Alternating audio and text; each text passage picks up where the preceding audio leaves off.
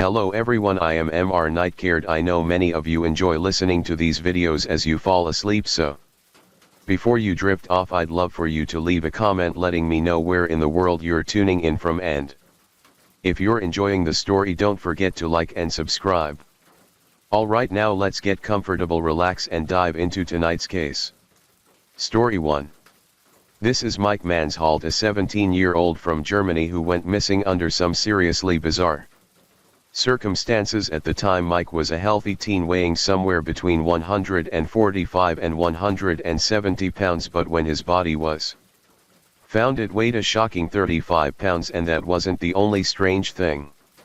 Nearly all of Mike's internal organs were missing, including his heart, brain, lungs, liver, pancreas, stomach, bladder, and small intestine. But what truly baffled investigators and horrified his family was that his body showed no signs of being cut open or torn apart, making it nearly impossible to believe that animals had done this. So the question remains, what really happened to Mike Mansholt? Now you might wonder, how did such a young boy end up traveling to another country all alone? Well, Mike wasn't new to traveling. He had been to many parts of the world since he was a child. Born on August 20th, 1998 in the city of Oldenburg, Germany, a place with over 160,000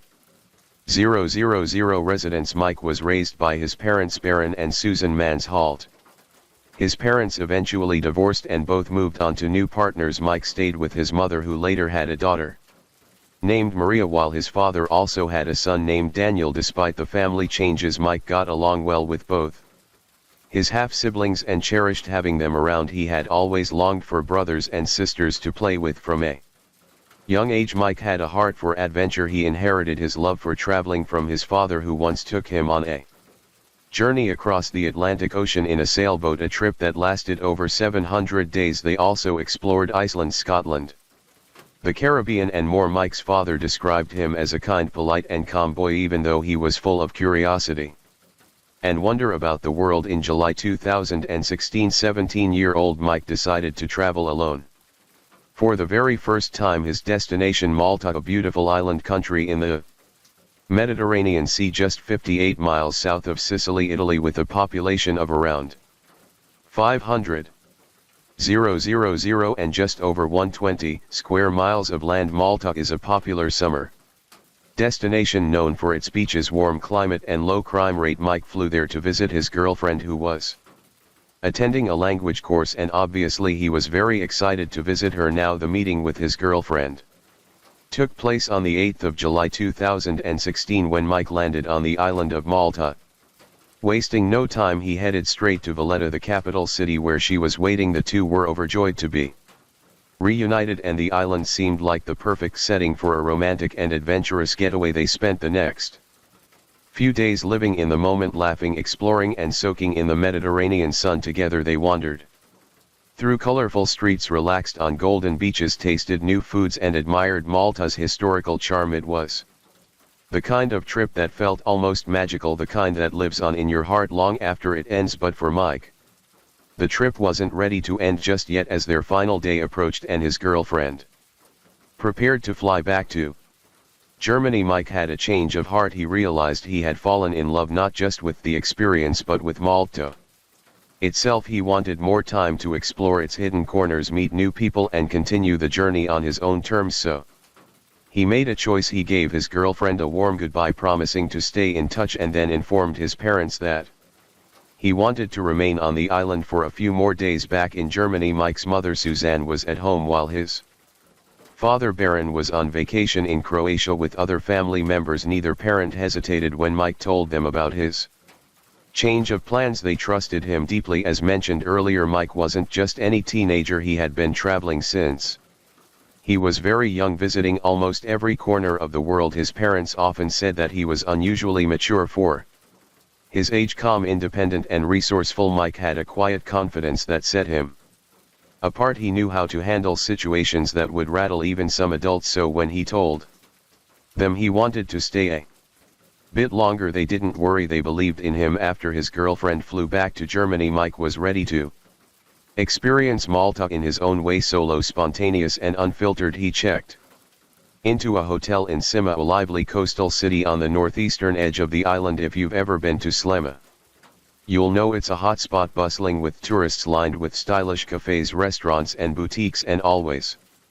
humming with activity. It's also the most densely populated city in Malta, which means something's always happening. No matter the time of day, Mike booked a room at the Astro Hotel, a well-known place in the area that was popular among solo travelers. It wasn't too fancy, but it had everything he needed: a clean room, decent Wi-Fi, and a view of the Mediterranean. It was the perfect base for a young adventurer wanting to explore the island at his own pace. On the morning of the 18th of July, things started off pretty normal, or at least they seemed normal. Hotel surveillance footage captured Mike leaving room 105 at exactly 8:39 in the morning. He looked calm, casual, just a guy starting his day. Around 9:10 he was seen again at the hotel reception desk. He asked a few questions, nothing unusual, just small talk with the staff, probably about local attractions or bike rentals. He was polite, smiling, the same laid-back vibe he always carried. After a brief chat, he headed back upstairs. He stayed in his room for almost an hour, then at 9:55 he left room 105 again, and that's the last confirmed sighting of Mike in the hotel. Security footage: he was wearing a blue t-shirt with a black backpack slung over one shoulder and his phone in hand. He looked ready for another adventure under the warm Maltese sun. Inside his backpack he had packed the essentials: his GoPro camera, a portable charger, his ID, a credit card, and some cash, just enough for a day trip. It was a bright, cloudless day, the kind that makes you want to explore every hidden corner of the island. From there, Mike walked to a nearby port where he rented a mountain bike. It was a blue and black Lombardo, sturdy, perfect for off-road trails. Just minutes later, at exactly 1 that morning, he sent a voice message to his dad via WhatsApp. His voice sounded upbeat and chill. He talked about the bike rental and how he was planning to cycle around the island. He mentioned the steep hills and how he might need to walk the bike in some parts. Mike even promised to send a photo soon, but that picture never came, and that was the last anyone heard from him. For a couple of days no one heard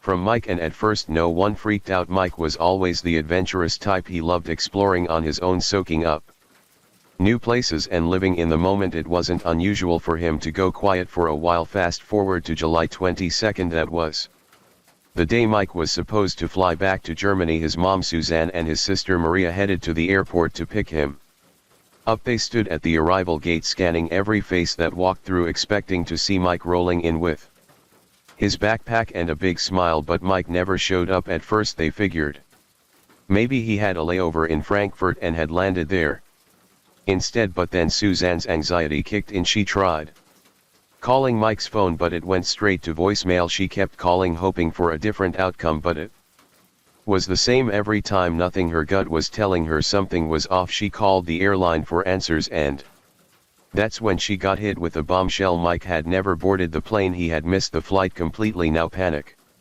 set in. Susan rushed to the police, filing a missing person report in the early hours of July 23. The authorities immediately took it seriously and put things into high gear, coordinating with the Maltese police as Susan tried to piece things together. Another shocker came her way. A German detective working on the case got word from the Maltese authorities. It turns out they'd already been searching for Mike for days. He had actually gone missing long before Susan realized something was wrong. On July 18, the very day he rented that mountain bike, Mike had never returned the bike, which he was supposed to drop off the next day. He also never came back to the Astro Hotel to check out or grab his things. Concerned, the hotel manager reported Mike's disappearance to the Maltese police on July 20. While the search for Mike was in full swing, his family in Germany had no idea what was happening in Malta. No one from the Maltese authorities had contacted them about Mike's disappearance. Some say it was because they didn't have the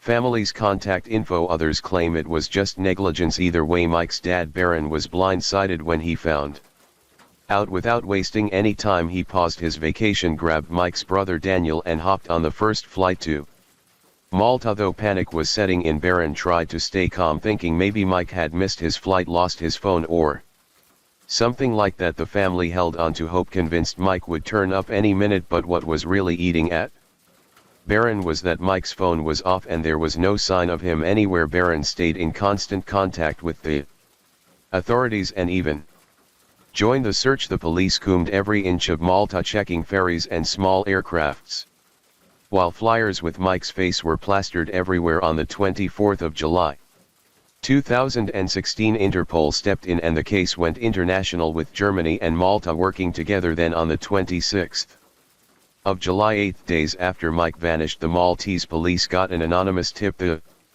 caller said Mike was last seen near the Dingley Cliffs, 820 feet high and a hot spot for tourists. The guy who rented Mike the mountain bike had even mentioned that Mike had talked about visiting the robot catacombs nearby, so it was likely Mike had passed through that area. A full team was sent to the cliff. Sniffer dogs, paramedics, firefighters, and Barron and Daniel rushed there too. By the time they arrived, reporters were already asking questions and emergency crews were on site. The search dogs soon picked up a scent, and after hours of searching, the unthinkable happened. Mike was found but not alive. His body was discovered at the bottom of the cliffs, hidden under some bushes in a rocky outcrop. The bike he rented was found 98 feet above him, totally wrecked. Mike's body was sent in for an autopsy and investigators found his sneakers and sunglasses nearby, but Mike was barefoot. His backpack containing his phone, laptop, GoPro, money and credit cards was nowhere to be found, and the strangest part, fresh hay was found near his body as if someone had stepped on it and left a piece behind, but it couldn't have been Mike. He was barefoot and his sneakers were found several feet away.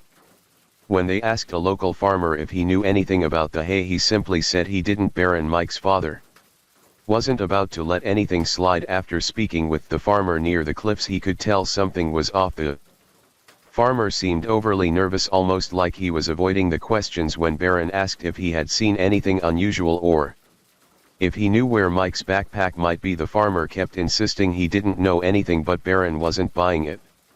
His heart was shattered over the loss of his son, but he refused to break down completely. He needed to get to the bottom of what had really happened. Mike's brother Daniel was hit the hardest. Unlike some half-siblings who struggled to get along, Daniel and Mike were inseparable. They had been thick as thieves, always dreaming about traveling the world together when they grew older, but now those dreams were ripped away, leaving Daniel with a pain that was impossible to ignore. My brother is a young, tough, athletic guy. He's always looking for a new challenge and a new target he can go on, and he came here for holidays and to explore the beautiful island, and he had a plan to come back. And we have to make it sure that he comes back. When Suzanne, Mike's mother, heard the devastating news, it felt like she was trapped in a nightmare that she couldn't escape. The idea that her son was gone was simply unimaginable. Mike's sister Maria was crushed too. The bond they shared was unbreakable, and now she would never see her brother again. And then there was Mike's girlfriend, who had already arrived in Germany, waiting eagerly for his return. She had been counting down the days, dreaming of finally being reunited with him, but in the blink of an eye those plans were shattered, and the future they had imagined together was lost forever. Back then this case didn't just shake Malta, it rocked the entire world. With Malta having a relatively low crime rate, something as tragic as this was completely unheard of. The news spread like wildfire, capturing the attention of media outlets in both Malta and Germany. But as the investigation dug deeper, even more strange and bizarre things started to unfold. Mike had always been obsessed with documenting his travels, filming every moment, which is why his GoPro was so important if he'd captured anything.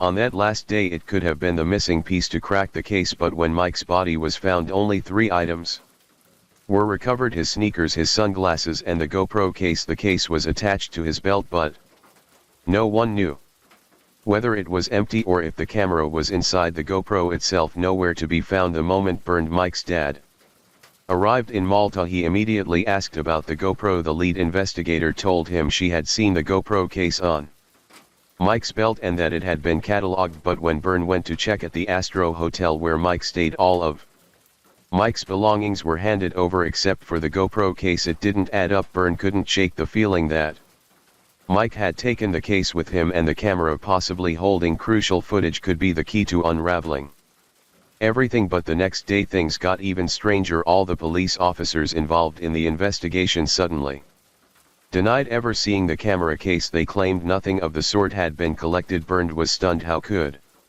they deny it when the lead investigator herself had confirmed it? When he confronted her, she stuck to the same story. There was no case. Something was definitely fishy just when it seemed like the case couldn't get any weirder.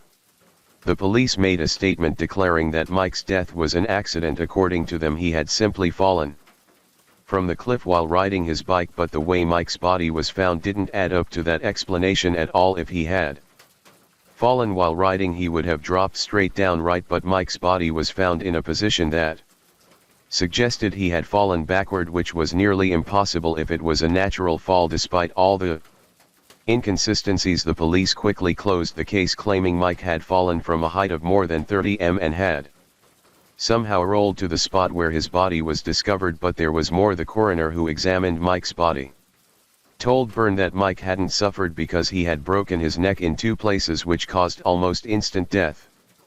But here's the catch: no x-rays had been done on Mike's body at that point, so how could the coroner make that call? Was he just guessing? A month later, the autopsy report was finally released. It confirmed through DNA testing that the body was Mike's. It also revealed that Mike had been dead for about 8 days by the time he was found, which meant he likely died the very same day he left the hotel to explore the island. But here's the most bizarre part: the autopsy showed that Mike had no broken bones, none. This was highly suspicious, especially considering he supposedly fell from more than 98 feet.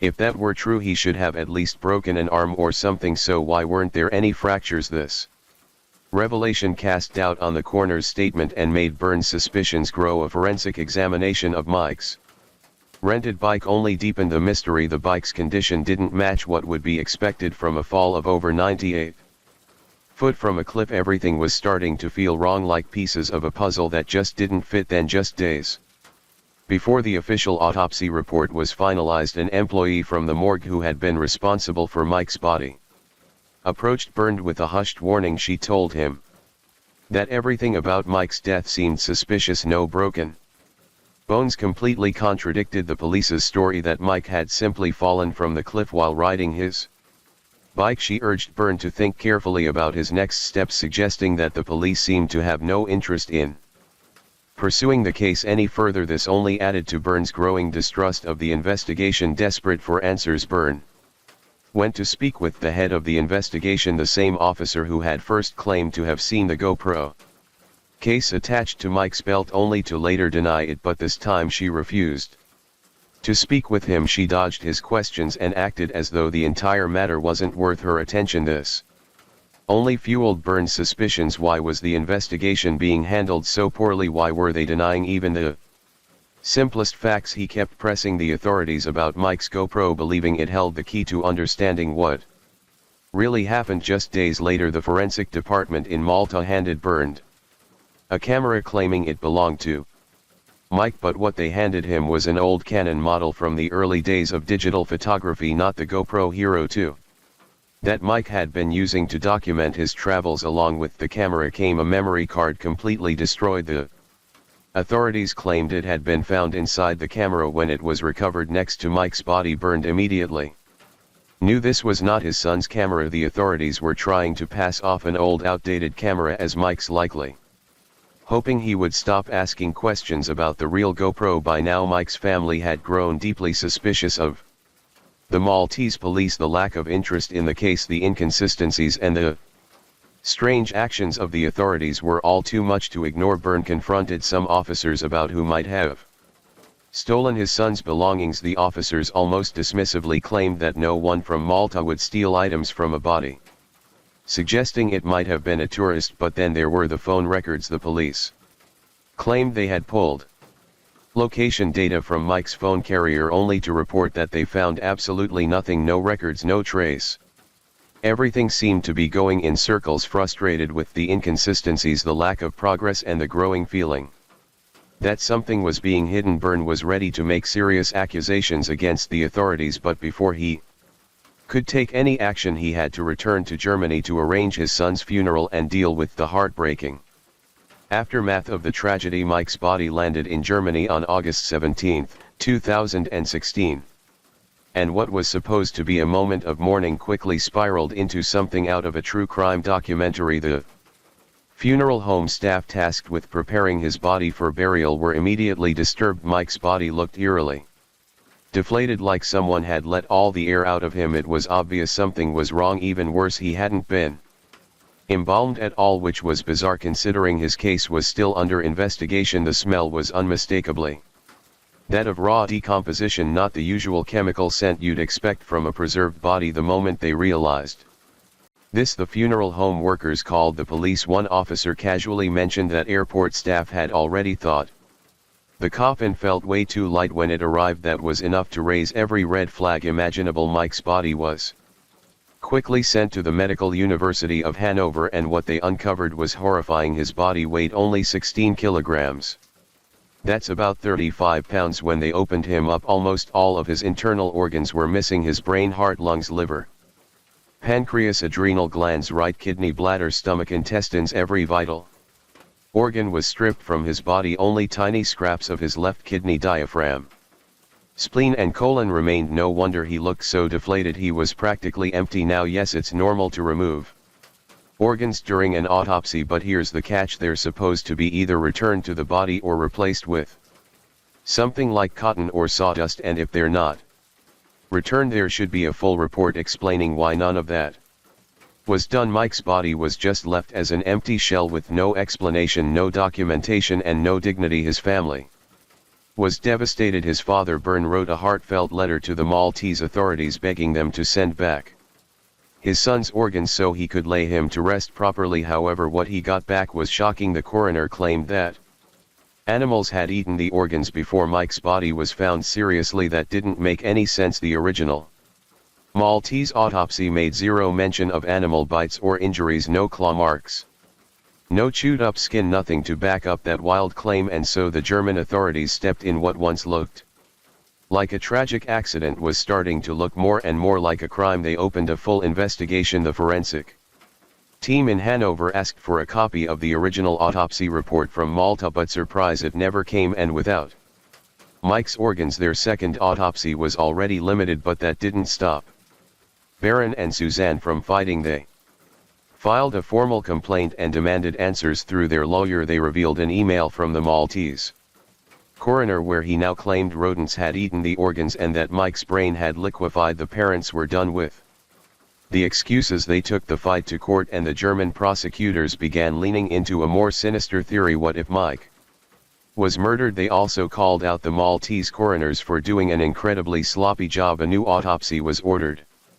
even though the body had already deteriorated. This time Maltese officials had to be present so no one could twist the facts, and once again the findings were disturbing. There were no bite marks, no signs of rodents, just a small nibble on the neck and a faint abrasion on the forearm. Definitely not enough to explain the missing organs. Plus, it was reconfirmed that Mike's body had been fully intact when it was recovered from under the cliffs and transported to the Maltese morgue. Most importantly, the new autopsy revealed what might be the biggest failure of all. Mike had never been embalmed. Because of that, his body had decomposed too much, destroying any remaining evidence that could have pointed to what really happened. To top it all off, there was absolutely no proof that Mike had died from falling off the cliffs. Nothing matched the story Malta had been pushing, and just like that, a simple case of a missing person found dead had transformed into a full-blown mystery. Despite all of this, the Maltese authorities stood by their version of events, insisting that Mike had tragically fallen off a cliff. The first autopsy done by Malta's own forensic team included 3 people, including Dr. Mario, the country's chief forensic doctor. Dr. Mario, who had an impressive reputation, was there when the body was found and performed the autopsy himself. However, when Mike's parents and journalists asked for more details, Dr. Mario was strangely tight-lipped. He only responded to one email from Mike's father, Baron, saying the organs were already missing before the autopsy, suggesting that rodents had eaten them. He also mentioned that Mike's brain had dissolved due to the sun's heat. Dr. Mario stated that he had shared this information with the head of the investigation, but the German forensic team didn't buy it. They quickly debunked the idea of rodents having eaten Mike's organs, as there were no bite marks found on his body. As for the brain liquefying in the sun, that was just plain absurd. According to the Germans, they pointed out that many countries have summer temperatures exceeding 40 degrees Celsius and no one had ever seen anything like this happen. Furthermore, Dr. Mario had documented that Mike's body was found lying on his back. But the German team didn't believe he died where he was found. They theorized that Mike could have been alive when he hit the beach and crawled to a shaded area under the cliff. They even considered asphyxiation as a possible cause of death, especially because Mike's hyoid bone was missing, an indication of strangulation. By November of 2017, Baron had had enough. He returned to Malta and tried to speak with the police and detectives involved in his son's case, but they wouldn't cooperate. He then filed a legal request to access all the case files, only to be told the judge was sick and known for being slow in approving judicial decisions. Eventually, Baron was able to gain access to the documents through a German diplomat in Malta, but when he reviewed the files, several key pieces were missing. The autopsy results and photos from the crime scene had mysteriously disappeared. In January of 2018, the Maltese government finally caved under pressure from the German authorities and reopened Mike's case. The first documents related to the case were sent to Germany, and the German media began covering the story once again. The German parliament even started debating it. However, the new judge assigned to the case also concluded that Mike's death was due to a fall from the cliff, and nothing really changed. The German authorities, despite finding numerous inconsistencies in the case, found themselves at a dead end with the limited evidence they had. Most people who analyzed the case full of holes and carelessness from the diplomats, investigators and journalists have serious doubts about the Maltese authorities' official verdict. Baron became exhausted and disheartened by all the negligence and decided to stop pushing for more answers. He shifted his focus to his family, feeling that they would never truly know what happened to Mike. A German newspaper that had been following the case from the beginning even tried to revisit the story, but when they reached out to the Maltese authorities, they were met with silence. No one involved in Mike's case seemed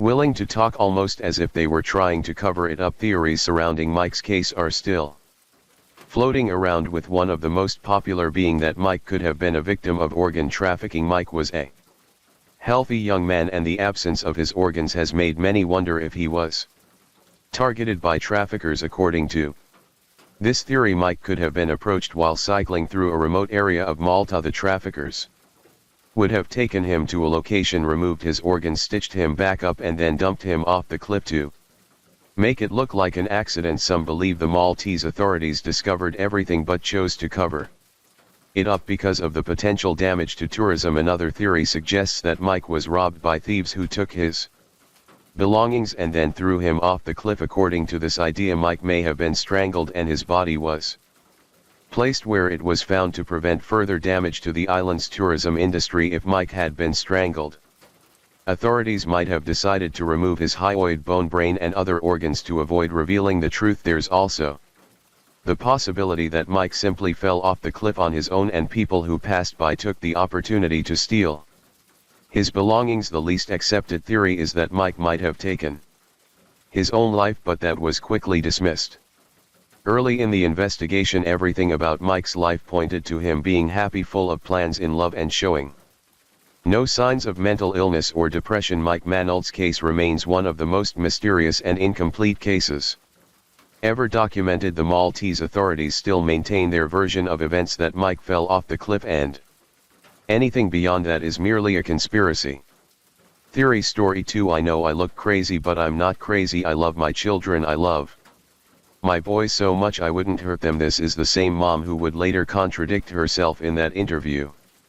While most mothers would move mountains and part oceans for their kids, Tiffany Lucas did the exact opposite. However, it wasn't always this way. Back in her hometown, almost everyone believed she was a loving, devoted mother. That was her image, the mom who'd do anything for her boys. But as we've seen time and time again, appearances can lie, because if she truly were that devoted, we wouldn't be talking about her right now. On Into the Deep, the channel where we dive into the darkest and most disturbing crimes on earth, and no understanding what led up to this horror doesn't make it okay, but knowing what pushed her over the edge might help us spot red flags in others before it's too late, because sometimes the signs are there, we just don't notice until tragedy strikes. To possibly understand what pushed Tiffany Lucas to such a horrifying act, we need to look beyond the headlines and into her past, a life that on the surface seemed complicated but not deadly. At 32 years old, Tiffany Ann Lucas, originally from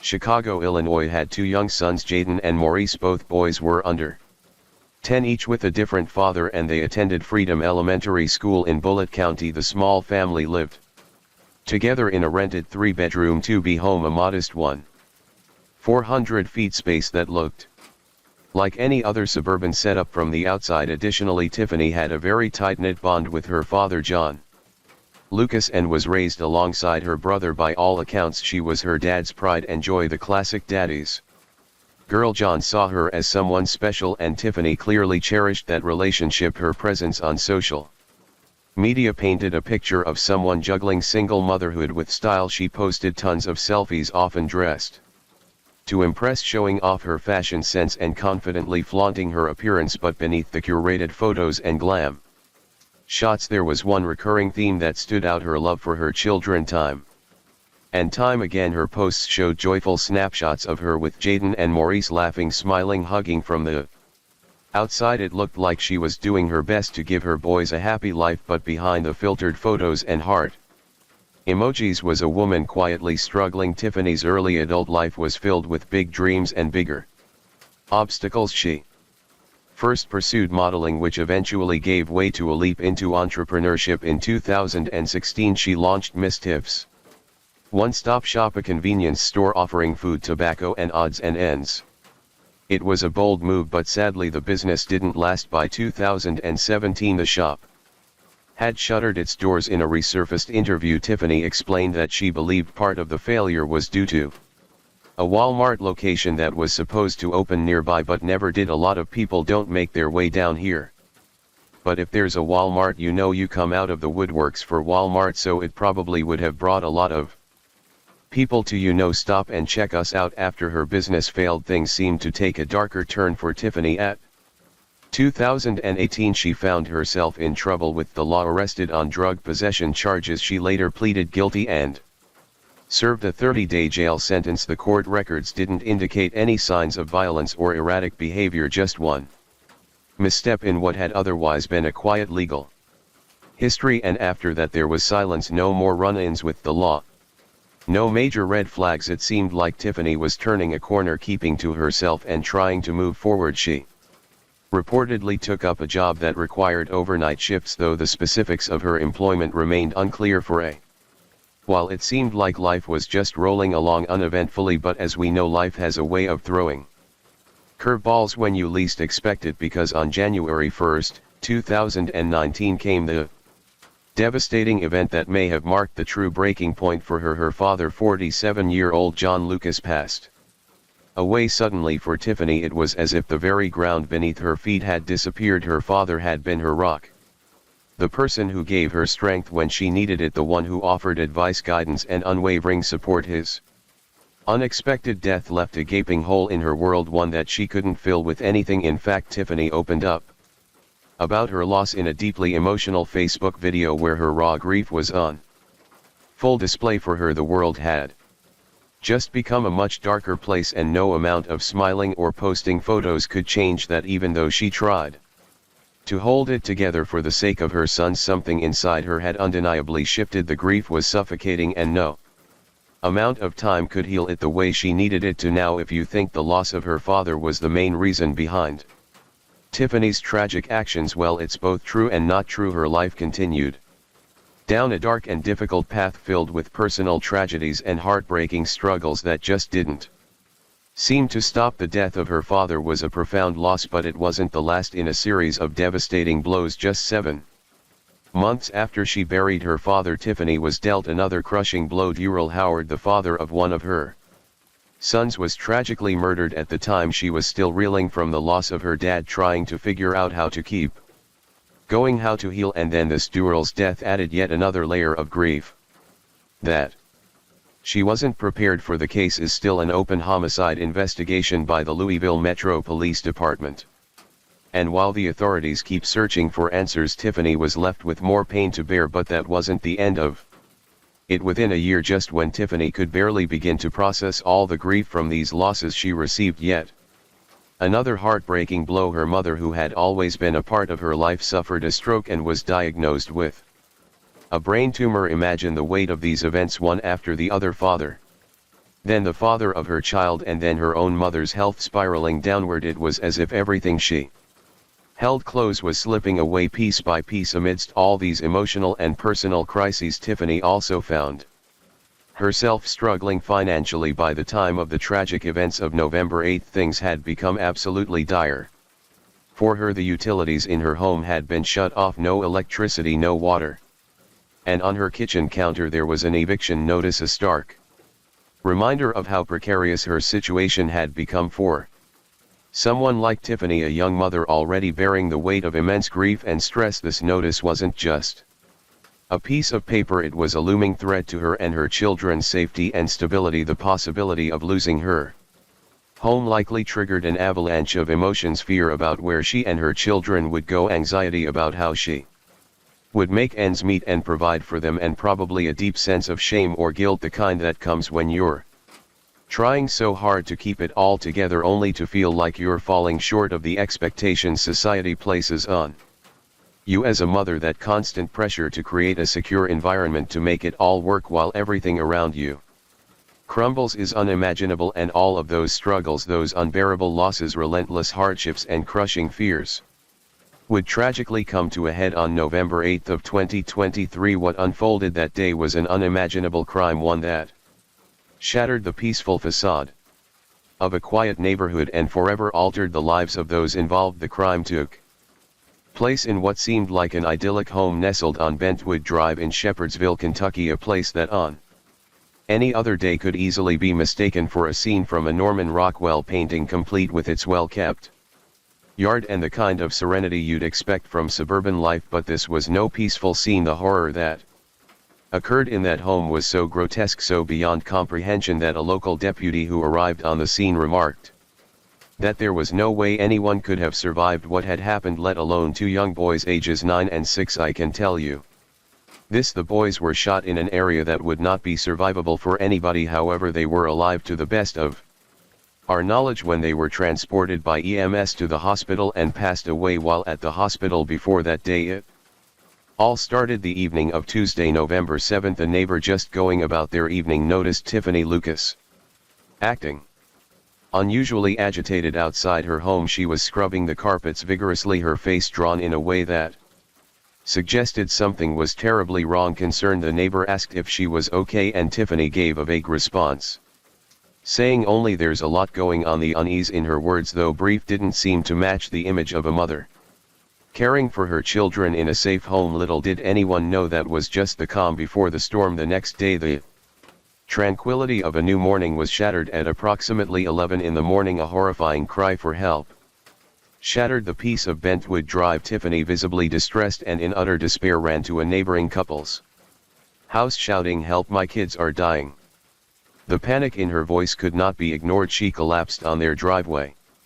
Overcome with emotion and fear, the couple's husband rushed into her home, hoping to find some clue, some explanation to what was happening, but what he discovered was beyond anything anyone could have imagined. In the living room, he found Tiffany's two young sons, both gravely injured and bleeding, yet somehow still alive. Their injuries were so severe, so clearly inflicted with brutal intent, that it seemed impossible for them to survive. Nearby, a gun lay on the floor, presumed to be the weapon used to carry out the unthinkable act. Time was running out, and the husband immediately called for help, urging emergency services to rush to the scene. The officers who arrived couldn't believe their eyes. The injuries inflicted on these two innocent children were so devastating they were considered unsurvivable. The boys were rushed to Norton Children's Medical Center in Louisville, where emergency surgery was performed in a desperate bid to save their lives. But despite the best efforts of the medical staff, the boys succumbed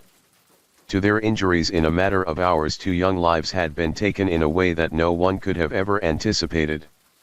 As the news began to spread, the shock of the tragedy left the citizens of Bullitt County stunned and in disbelief. How could this happen? How could a mother, someone who was supposed to protect and nurture her children, be responsible for such a horrific crime? Less than an hour after the boys were pronounced dead, Tiffany was arrested at the Bullitt County Emergency Medical Services facility. She was taken into custody, charged with the unthinkable, and held on a bond of $2 million. In a chilling body cam video captured on the day of the murders, Tiffany appeared deeply distressed, far removed from the cheerful, put-together image she often shared on Facebook. Gone was the smiling mother, posting filtered snapshots of family moments and hopeful captions. In her place stood a woman consumed by panic, grief, and something far darker. The footage was raw and haunting, a stark contrast to the carefully curated life she portrayed online. "All right, EMS is going to check you out. All right, take this off of you. I'm going to step out for a minute so they can check you out. You want to sit on the bed or what? Yeah, which way do you want to head? That way. Sit right there. There you go. Sit down right there. Turn your feet that way. Are you hurt anywhere? Where are you hurt? I need to get hurt." Yet all she told me was she didn't feel right. I got her up off the ground. Now let's dive into the most asked and most haunting question of all: what really drove Tiffany to do it? Was it financial hardship? Could money or the lack of it truly push someone to commit something so unthinkable? On the surface it might seem like a motive. Tiffany had been under tremendous pressure, juggling life as a single mom, dealing with custody battles, navigating failed relationships, and facing the day-to-day grind of simply trying to survive. But is that enough? Many mothers face similar or even greater hardships, yet they don't turn to violence. They find a way to fight, to protect, to endure. So for many following the case, the financial angle felt too shallow, too small a reason to explain such a monstrous act. And then came the chilling twist. In one of her interrogations, Tiffany claimed she was manipulated through Facebook into committing the horrific crime. This bizarre and unsettling statement emerged during a tense 3-hour interview with Detective Beale, who later testified in court. According to him, Tiffany offered no clear reasoning, only scattered thoughts. She reportedly called the shooting an accident and was full of remorse, muttering things like, "I'm so stupid and I'm in such a bad spot. Well, I'm going to talk to you today about." But what really stood out were her attempts to distance herself from responsibility by claiming she was manipulated. According to reports from WDRB, Beale testified in court that Tiffany told him, "I would never do anything like this unless someone manipulated me." Specifically, she suggested that she had been manipulated through Facebook, Wi-Fi, and the internet, an eerie statement that raised even more questions about her mental state and the factors influencing her behavior. Tiffany's claim that she was manipulated through social media and technology left everyone confused. She didn't explain exactly what kind of manipulation she meant. Was it some kind of online conspiracy? Had she fallen down a dangerous rabbit hole, maybe influenced by groups like QAnon, which have pulled others into dark and destructive thinking? Or was it a sign of a deeper mental breakdown? Sadly, we've seen other cases where people influenced by toxic online communities have committed horrifying acts. So while it might sound far-fetched at first, the theory doesn't feel completely out of the question, especially when you consider what happened the day before everything fell apart. On November 7 of 2023, Ring doorbell footage from a neighbor's house showed Tiffany standing on their porch with her dog,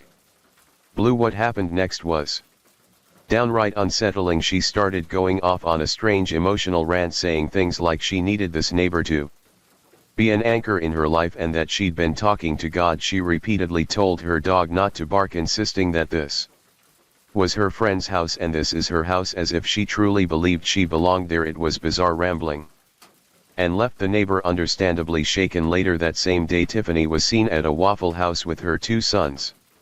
The kids seemed happy, laughing and cracking jokes like any normal day, but Tiffany was completely disconnected. One server said she kept staring off into space, constantly looking over her shoulder like she thought someone was following her. Another said she didn't speak a word to them and that when she went to pay, her hands were shaking and she suddenly burst into tears. Looking back, some of the staff feel like she was silently reaching out for help, but they just didn't realize it at the time. Then came the next day, November 8. That's when everything bubbling under the Surface finally exploded. Neighbors called 911 after hearing gunshots coming from Tiffany's house. More ring footage captured her at another neighbor's home crying and pleading for help. When officers arrived, they found her lying face down in the driveway, sobbing and saying, "My sons are dying."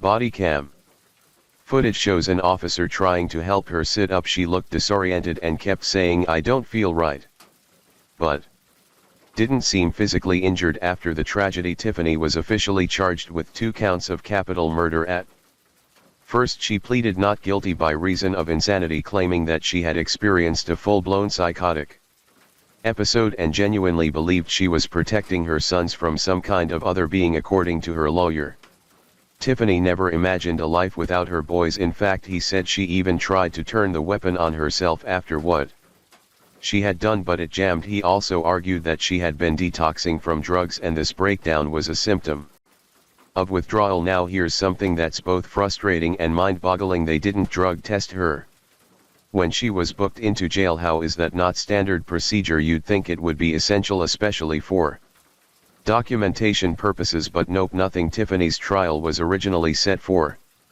December of 2024, but she ended up changing her plea to guilty, and from what we can tell, there was no deal on the table. It looks like she just threw herself at the mercy of the court. It's possible she knew there was no way around a guilty verdict and decided to let the judge, not a jury, determine her fate, which could have helped avoid an even harsher outcome during sentencing. Both the prosecution and Tiffany's defense made their cases. Her lawyer continued to push the narrative that she was suffering from a psychotic disorder, and they played those disturbing clips again, the ones from the day before the tragedy where she told a neighbor she needed help, and the footage from the Waffle House with her sons. It was meant to show her deteriorating mental state. 6 family members took the stand that day, delivering heart-wrenching victim impact statements. One of the most emotional came from Morris's father. He broke down in tears, talking about how Jaden was all he had left after losing one son already, and then Tiffany took Jaden too. He said he had begged Tiffany for custody of his son over and over again, especially due to her drug use, her lifestyle, and the unsafe environment she was raising the boys in. He said he didn't just lose his child on November 8th, he felt like he'd lost him the day he was born, because from that moment on he was constantly fighting for him. He'd called everyone from his own family to hers, pleading for help, trying to get his son into a safer home. Despite the emotional testimonies, the judge handed down the sentence, 2 life sentences. The judge stated clearly that motherhood isn't just about giving life, it's about providing safety, love and security. He said he couldn't even begin to imagine the terror those boys felt seeing their own mother holding a gun. Just the thought of the second child hearing the shot that killed the first, it's unbearable. So she was sentenced to life in prison for both counts of murder. However, under Kentucky law, she'll technically be eligible for parole after serving 20 years. The family is understandably furious about that. The prosecution doesn't believe she'll ever be granted parole, but still it's a possibility. One of the boys' aunts stood outside the courthouse and promised everyone that she'd be at every parole hearing forever, making sure Tiffany never walks free. Before you ultimately took their life. Part of the statement I was going to write: I hope every day you close your eyes that they haunt you, but I don't. You don't deserve to see them, and they shouldn't see you. If he decides to give you any kind of leniency today and grant you parole at some point, __, I'll be there at every parole hearing. Do you hear me? I'll be there at every parole hearing. That same aunt pointed out how much support Tiffany actually had from the family, from her brothers, girlfriend, from everyone. She was blunt, saying, "You had a psychotic break because you did." She called out how people try to paint these stories with sympathy because of rough childhoods, but at the end of the day, Tiffany made the choice to take her sons' lives. The aunt believes the only reason Tiffany chose to let the judge sentence her instead of a jury was to avoid even more time. She said she didn't deserve them, and now at least she can't hurt them anymore. Tiffany's defense team stuck to their narrative, insisting this all happened because she was trying to get clean from fentanyl and went psychotic. However, some observers questioned whether she was truly attempting to get clean, as she continued to post curated images of her children on social media just days Before the incident, photos that painted a picture of a happy and stable home life. Given the nature of the crime and the circumstances surrounding the case, it is believed that Tiffany may face challenges during her time in prison. Factors such as the severity of her offense, the public attention surrounding the case, and how she presents herself may impact how she is treated by other inmates. This case has left a family shattered and a community grieving. Many are left reflecting on the signs that were missed and the efforts made by loved ones to intervene before it was too late. It serves as a stark reminder of how quickly situations can spiral when intervention fails, and of the deep, long-lasting pain left behind when children are lost in such a tragic way. Now I want to hear your thoughts. Story 3. This family seemed like a real-life version of the American dream, but just like many stories we've shared before, looks can be deceiving. It all began like a normal night, a quiet home, a mother tucking her daughter into bed, and nothing out of the ordinary, at least on the surface. But by morning, that same home would become a crime scene. The woman and her 7-year-old daughter both found brutally murdered, and by brutally we mean this wasn't a robbery gone wrong, this was rage, evil intent. There were no signs of forced entry, no screams heard in the night, just silence and blood. The city of Palmerston North, small, safe, the kind of place where doors are left unlocked, was shaken to its core. Who could have done this, and why target an innocent family? Pretty soon suspicions started to swirl. A late night trip, a shirt with a strange stain, a computer turned off at a very specific time, and suddenly the story everyone thought they knew started to twist. Because in this case the monster might have been closer than anyone imagined. This is the story of the Lundy murders, and it's going to stay with you. Before everything fell apart, they were just your average family: Mark, Christine, and their daughter Amber, a tight-knit trio living in Palmerston North. Mark and Christine had been married for 17 years. And Amber, while she was their whole world, their only child, bright, bubbly, and loved by mom and dad. They ran a business together selling kitchen sinks. Nothing glamorous, but it paid the bills most of the time. Behind the scenes, though, things weren't quite as stable as they seemed. The company was constantly in debt, often owing their supplier close to $100,000, and instead of pulling back, Mark went overboard. In 1999 he made a bold move. He bought 2 plots of land in Hawke's Bay to grow grapes, dreaming of a vineyard, maybe a fresh start. But dreams like that don't come cheap. The landowners later testified that Mark missed multiple settlement dates.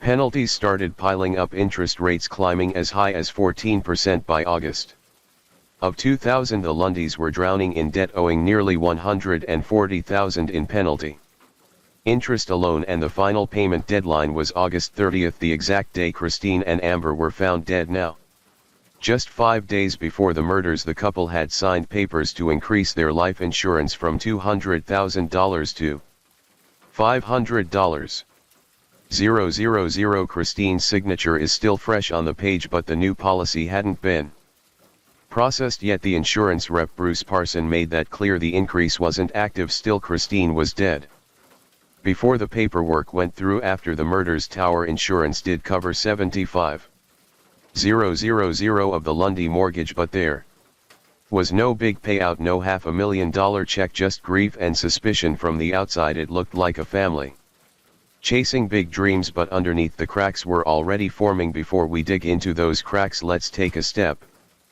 back to Tuesday, August 29, 2000. It was a chilly, uneventful day in Palmerston North, the kind of day most people would forget, but by the next morning that quiet little town would never be the same again. That morning Mark Lundy climbed into his car and hit the road for Wellington. It was just another business trip for him. Selling kitchen sinks and fittings was his everyday grind, and these work travels were nothing new. Sometimes he'd be gone overnight, sometimes just for the day. Nothing about that Tuesday raised any red flags. At around 5:00 in the evening, Mark checked into the Foreshore Motor Lodge in Paytwan, a peaceful suburb in Lower Hutt. The receptionist saw nothing unusual. He got his room key, settled in, and from the outside it looked like everything was normal. He had an alibi and apparently no reason to head back home. Just 30 minutes later at 5:30 his cell phone rang. It was a call from home. Either Christine, his wife, or their daughter Amber. They chatted for about 8 minutes. Mark later told police that one of them mentioned they were going to grab dinner at McDonald's. That detail checked out. Police later found a McDonald's receipt in the Lundy home, time-stamped at 5:45 that evening. It was solid proof that Christine and Amber were alive at that time, an ordinary moment frozen in grease-stained paper. But things slowly began to shift at around 7:00. Christine answered a phone call from a friend. She sounded normal. No panic, no strange tone, no hint that anything was wrong. Whatever horror was about to unfold in that house hadn't happened just yet. Meanwhile, back in Bedtime, Mark kept going about his evening. At 8:28 he made a phone call to a business associate to talk about an investment in a vineyard project in Hawke's Bay, but back in Palmerston North.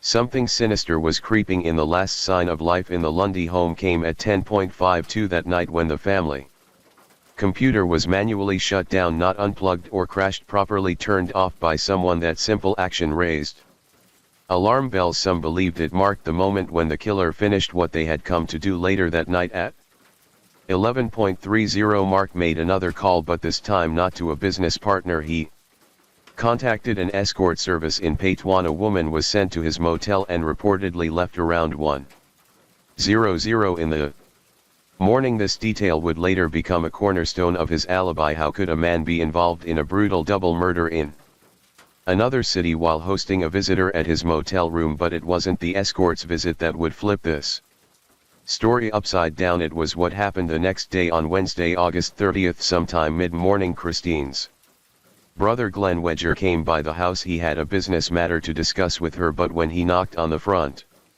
door, no one answered. He walked around the back and noticed the ranch slider door was unlocked. As he walked inside, he found Christine's lifeless body on the bed, covered with blood. She had been struck in the head multiple times, so violently that fragments of bone and brain had splattered the walls. In the doorway of her bedroom, Amber was found face down on the floor, still in her nightgown. She hadn't made it far. Like her mother, she too had been attacked with the same level of brutal force. The killer showed no mercy. This wasn't just murder, it was rage. Police rushed to the scene and immediately knew something was off. A back window looked like it had been tampered with, maybe to stage a fake break-in, but there was blood on the frame and it belonged to Christine. It felt like the killer had tried to make it look like someone had broken in, but only after the killings were done. The scene was both vicious and calculated. At first it looked like a robbery. A small jewelry box was missing, which led investigators to wonder if someone had broken in for valuables, but nothing else of value was touched. Why take only a trinket box and leave everything else behind? This wasn't a random act, it felt personal. The injuries were so extreme. Detectives believed the weapon was something like a tomahawk, small, sharp, easy to swing, and just as easy to get rid of. That led to the biggest question of all: who would do this? Who had a reason, the opportunity, and the time? That's when the focus turned to Mark Lundy. Police believed he was responsible, but here's the twist: depending on which version of the case you follow, they couldn't even agree on when it supposedly happened. In one version of events, Mark left his motel after the business calls, drove more than 150 kilometers back to Palmerston North, killed his wife and daughter, then sped back to Bedtime without anyone noticing he was gone. Another theory sent even more chills down spines. According to that version, the murders didn't happen during the evening hours. Instead, they claimed Mark Lundy snuck away from his motel sometime after midnight, right in the tiny window between making a call to an escort service and the woman arriving at his room. That gave him less than 1 hour to drive all the way back to Palmerston North, brutally murder his wife and daughter, clean himself up, and return to the motel like nothing had happened. Think about that, less than 60 minutes to cover over 300 kilometers, commit a savage double homicide, and get back without a trace of blood, guilt, or evidence. No one saw him on the road. No traffic cameras caught a glimpse of his car. No petrol receipts, no roadside witnesses, no motel staff noticed him leave. And yet somehow police believed he had made that drive not just once but twice, all in a single night. A disappearing act worthy of fiction. Except it was being treated as fact. Then came the moment that would divide a nation, not in the courtroom but at the grave site. They say grief hits everyone differently. Some people shut down, some collapse, and some wailed in the sky. But when Mark Lundy buried his wife and his only daughter, his grief didn't just spill out, it exploded in front of Cameras. It wasn't quiet, it wasn't subtle, it was broadcast just days after. Christine and Amber were found slain in their home. A funeral was held. The church overflowed with mourners. The entire town felt broken. 2 innocent lives had been ripped away in the most violent way imaginable, and there were still no arrests. People came to grieve, to remember, to find peace. And then Mark Lundy arrived, staggering between friends. He could barely stay upright. Cameras rolled as he sobbed uncontrollably, his face contorted in agony, his cries echoed.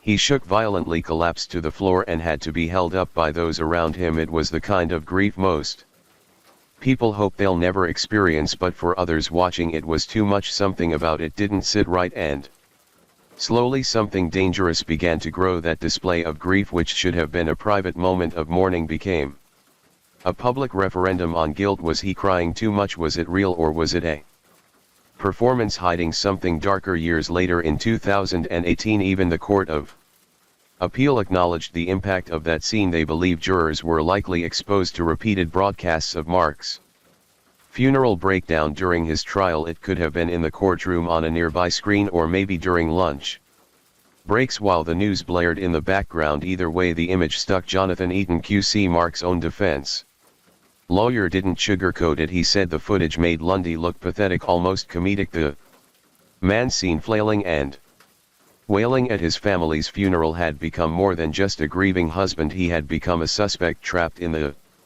spotlight of public doubt. Whether it was intentional or not, the public spectacle of that day planted a seed of doubt, and in a case already plagued by blurred timelines and elusive evidence, that seed may have grown into something fatal.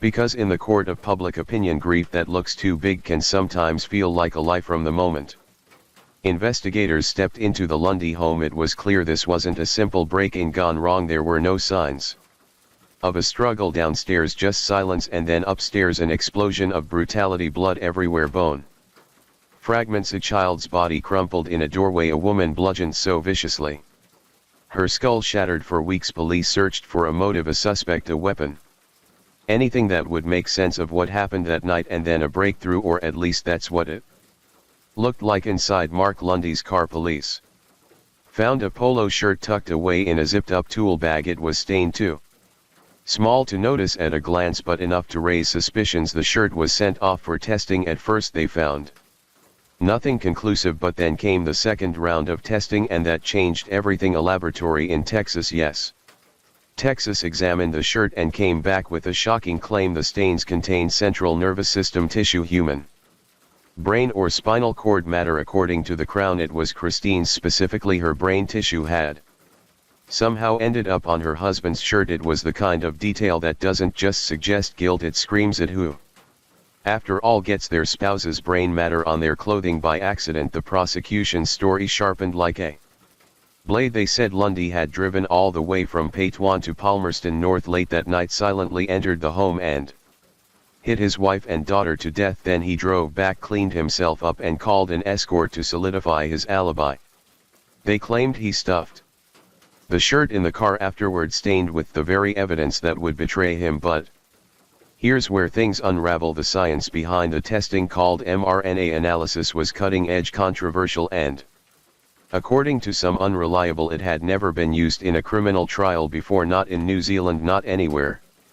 Experts clashed in court. One side insisted the brain tissue was unmistakable and damning. The other said the results were riddled with flaws, prone to contamination, and should have never been admitted as evidence. Even the timeline didn't sit right. The prosecution had originally claimed Lundy committed the murders around 7 p.m., but then the evidence didn't line up. The phone records, the McDonald's receipt, the call to the escort, all of it suggested he was nowhere near Palmerston North at that time, so they changed the theory. Now they claimed the murders happened closer to midnight, that he made the 3-hour drive in a disguise using extreme speed under cover of darkness in a window of time barely wide enough for everything he allegedly did. All this just to get back to his motel before sunrise with no blood in his car, no witnesses, and no physical weapon ever recovered. The defense tore it apart. They said the timeline was absurd, the evidence questionable, and the science untested. But by then the image had been planted: a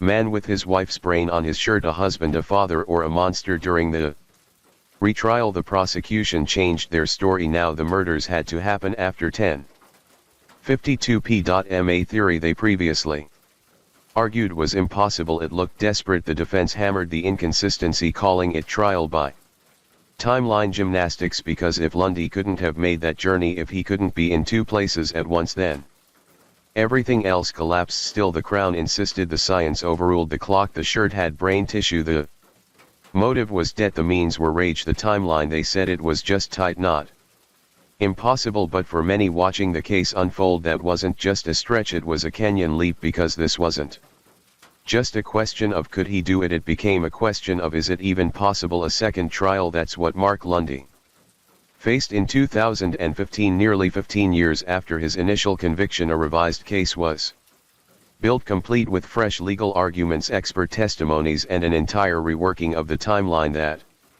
had once betrayed him. The first trial had sent him to prison for life, but after the Court of Appeal ruled in 2013 that his conviction was unsafe due to a combination of controversial science and inconsistent timeline and media influence, the case was reopened. So Lundy found himself back in the dock, this time with new evidence, new questions, and a new chance to argue his innocence. But was it really a fresh start? The key pieces of evidence were the same: brain tissue on Lundy's shirt, the financial motive, and the suspicious timeline. The defense was still going to fight the credibility of the forensic evidence. They had to. But what about the motive? The timeline. Could they build a case strong enough to counteract the years of speculation, media frenzy, and courtroom drama? The prosecution stuck with the brain tissue theory, arguing that it could only have come from Christine's head, but the defense wasn't having it. They tore apart the validity of the forensic findings, calling the mRNA analysis an experimental science. They questioned whether the analysis truly proved anything about the tissue, particularly when it came from a contaminated sample. Then came the timeline. The prosecution's case still hinged on the idea that Lundy could have driven from Pétuan to Palmerston North, killed his wife and daughter, and returned to Pétuan all in the dead of night within a time frame that defied basic logic. But this time the defense argued it wasn't just a stretch, it was impossible. They called into question every single assumption the prosecution had made. But what about the motive? The defense wanted to know why Lundy would kill his wife and daughter just days after increasing their life insurance payout. Sure, the prosecution said it was all about the debt, but it didn't add up.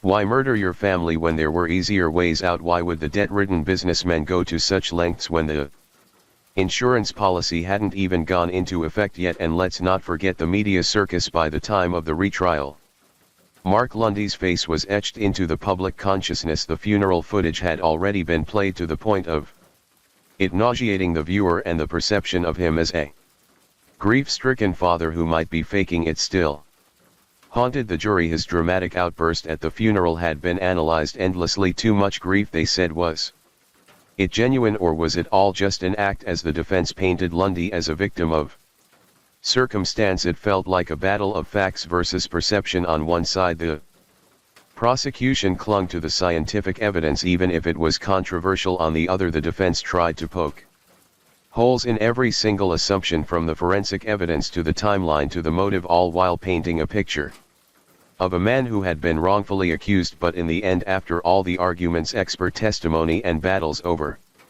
science, the jury's decision would come down to one question: was Mark Lundy truly guilty of two brutal murders, or had the system failed him? The retrial would conclude in Mark Lundy's conviction, once again guilty of murdering his wife Christine and daughter Ember. The timeline discrepancies, the questionable forensic science, and the shattered public perception weren't enough to save him this time. The battle for truth, however, wasn't over. Lundy's lawyers promised an appeal, but it would be years before the final resolution. In the hours following the brutal murders of Christine and Amber Lundy, the first person to arrive at the crime scene wasn't a detective or a police officer. It was Paul Peterson, Christine's brother, and in the chilling silence of that moment, everything about his presence seemed off-kilter, as though fate had placed him in the center of a storm that would rattle the very foundations of his family's world. It started as any other day in the sleepy town of Palmerston North, but for Paul,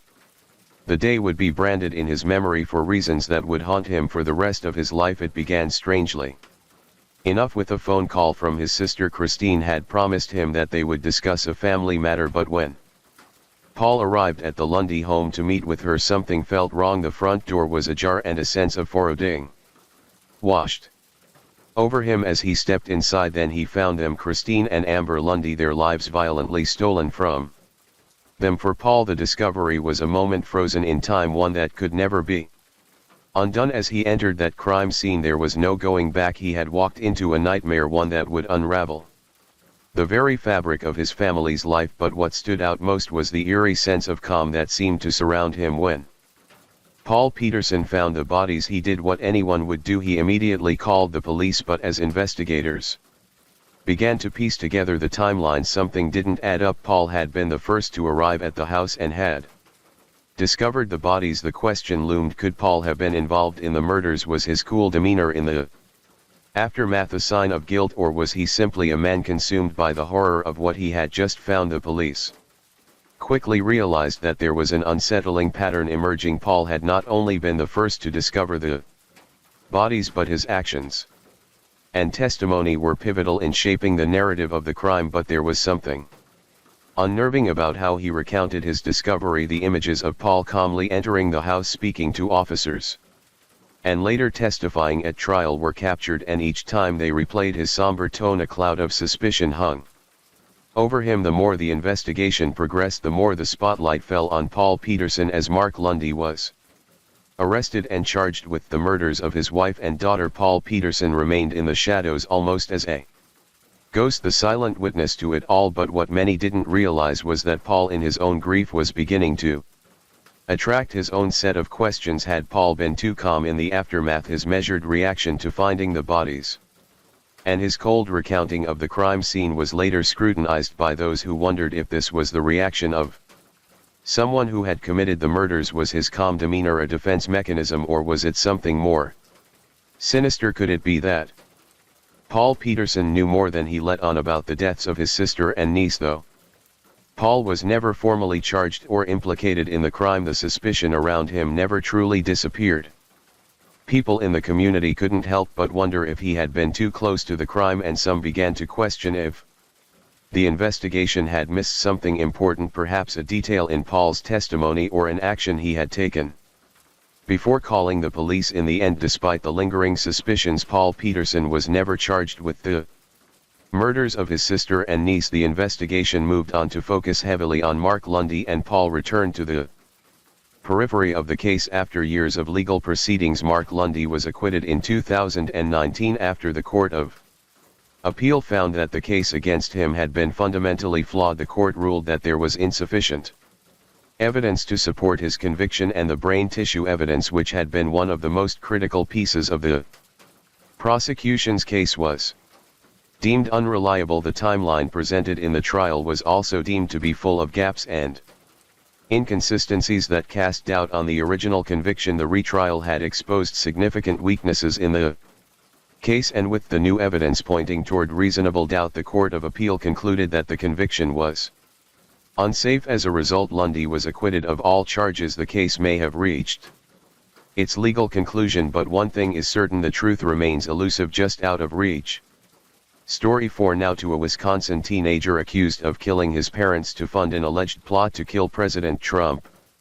Yes, you heard it right, this teen would go on to kill his parents, slept with them for days, and later on planned to kill President Trump, all because of one twisted mindset of being a white supremacist. But before all of that, who is this teen really, and how does someone go from being an outstanding student to planning something so horrifying? What's it like to hear that about your neighbor? It's terrible. I was just so torn by it. His name was Nikita Kasap, though most people just called him Nicky. He was only 17 years old, a high school student living in the quiet suburbs of Wauwau, Wisconsin, a place where neighbors wave good morning and families walk their dogs after dinner. On the surface, his life seemed almost picture perfect. He lived with his mother Tatiana Kasap and his stepfather Donald Meyer in a spacious 4-bedroom house on Cider Hills Drive. It was a beautiful home, 3,000 square feet of calm suburban comfort, complete with a loyal family dog named Toby. People who knew Nicky said he was quiet, maybe a little introverted, but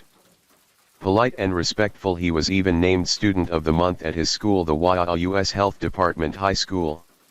His attendance was flawless, his grades were solid, there was no warning sign, at least none that stood out, until he stopped showing up. Nikki's last day at school was February 12, 2025. At first, no one thought much of it. Kids get sick, families go on sudden trips, but as the days passed, concern grew. Weeks went by and still no sign of Nikki or his parents. The school received one email claiming Nikki was sick, but something about it felt off. The email couldn't be verified. Then things got even stranger. On the morning of February 28, Judith Meyer, Donald's mother, called in for a welfare check. She hadn't heard from her son in weeks, and she was worried. Around the same time, a school resource officer at Nikki's high school also contacted police. That made 2 separate welfare check requests in just 5 minutes, so it was enough for the Waukee police to act. Now officers arrived at the house on Cider Hills Drive at approximately 10 to 11 that morning. They knocked on the door but no answer. They walked the perimeter and still nothing, so they turned to the area's automated license plate recognition system cameras that scan and record vehicle activity, and what they found raised even more questions. Donald's black 2018 Volkswagen Atlas Cross Sport hadn't been seen since February 23. Tatiana's white 2019 BMW last seen way back on February 11, the very same day Nikki stopped going to school. Because of this discovery, alarm bells were now fully ringing. Police then contacted Donald's employer. His manager told them that Donald had been texting and sick between February 13 and February 25, claiming he wasn't well enough to speak on the phone. He said he'd be back at work by March 3, but the manager noted something chilling. Those messages were completely out of character. Donald was reliable and communicative, so for him to go completely dark like that was bizarre and deeply troubling. At 1:52 in the afternoon, after hours of silence and unanswered questions, police forced entry into the home. What they discovered was every officer's nightmare. The moment they stepped inside, the unmistakable odor of human decomposition hit them. In the hallway near the kitchen, hidden under a pile of blankets and clothes, was the body of Tatiana Kisap. She had been shot 3 times, twice in the stomach, once in the neck. She was just 35 years old. Officers immediately exited the scene to obtain a search warrant. When they re-entered at 5:00 that evening, they found Donald Meyer's body in the first floor office, a single bullet wound to the back of the head, execution style. He was 51, but Nikki, 17-year-old Nikki, and the family dog Toby were gone. Now it's safe to say that the house was a mess. Furniture was displaced, artwork had been taken off the walls, drawers and had been rifled through, their contents scattered everywhere. The mattress from the master bedroom had been removed from its frame. Empty bank envelopes were found in the kitchen. Something had clearly happened here, and whoever did it had taken their time. With the parents dead and the son missing, investigators turned to surveillance and cell phone data, and what they discovered painted a haunting timeline. Nikki hadn't just fled, he had stayed in that house, lived in that house for 12 full days with the bodies of his murdered parents before finally leaving town in his stepfather's Volkswagen. He then traveled through 6 states: Iowa, Illinois, Nebraska, Wyoming, Colorado, and Kansas. At 11:25 p.m. on February 28, the same day his parents' bodies were found, Nikki was located in Winfield, Kansas, more than 800 miles away from Waukee. He was arrested during a traffic stop, and what police found inside the vehicle left no doubt in their minds. On the floorboard of the car was a loaded Smith & Wesson .357 Magnum revolver. It matched the description of a firearm recently purchased by Donald Meyer. Also found were rounds of ammunition, over 70 pieces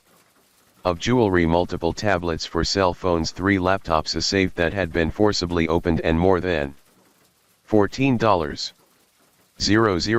in cash. There were also credit cards and driver's licenses belonging to his parents, and Toby, the family dog, was found alive in the car after piecing together the evidence. Authorities concluded that Tatiana and Donald had most likely been killed on February 11.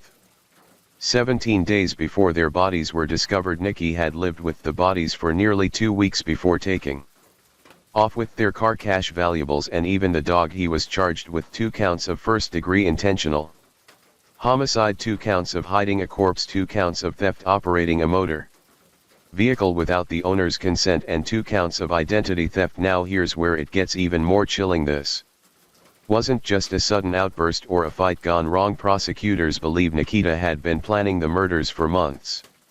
And he wasn't planning alone. According to court documents and witness testimony, Nikita had been messaging with someone in Russian through the app Telegram, a platform often used by extremists because it's encrypted and harder to trace. One of his classmates, only identified as witness A, told authorities that Nikita said he had been talking to a man on Telegram and that the two of them were working together to overthrow the US government. Nikita even said they had plans to assassinate President Donald Trump. That's not just disturbing, it's terrifying. Now, when Nikita was arrested, we mentioned earlier that the police found valuable items in his car that pointed directly to him being the killer. However, there was one item that stood out above all the rest: an unassuming memory card. At first it seemed like just another ordinary piece of evidence, but what was on it would send shockwaves through everyone involved in the case. On this memory card, investigators discovered images and videos that were nothing short of disturbing. These weren't just random shots, these were chilling recordings that showed Nikita actively documenting his crime. According to the criminal complaint, one of the most haunting videos captured Nikita adjusting a camera and then pointing it directly at the dead body of his stepfather, Don Meyer. This was no accident. Nikita knew exactly what he was doing. What makes this even more sinister is what happened next. In the video, Nikita can be seen lighting candles around his stepfather's body. Why would he do that? Some believe he was trying to mask the awful smell of decomposition, but others suggest that this act wasn't just about hiding a smell. It was an eerie, almost ritualistic gesture. It's as if he was creating a scene, setting a stage for someone to witness his crime. But it doesn't stop there. The videos go further, showing Nikita allegedly pointing his phone at the body and speaking to someone on the other end of the line. This person remains unidentified, but in the video you can hear Nikita saying, "So you can see him there, I can literally see the body there." It's chilling. He wasn't just filming for his own satisfaction, he was showing someone else. Investigators believe this person could be the same man Nikita had been messaging on Telegram, discussing far more disturbing topics. According to reports, these messages involve plans to take down the US government, a thought that's as disturbing as it is confusing. Now let's take a step back and look at Nikita's background. His story is not just one of a troubled teen, it's one of obsession and darkness. Nikita moved to the United States from Moldova at the age of 7. Moldova is a small country in Eastern Europe right next to Ukraine, and it has strong Russian influences. But what's truly chilling is the fact that Nikita had very little family left in Moldova. His grandmother was the only relative still alive, yet he developed an almost unhealthy obsession with Russia, fascism, and violence. This obsession became even clearer when his classmate, known as Witness A, came forward. According to her testimony, Nikita would send her horrific gore edits, videos that mixed graphic and violent imagery with Russian music.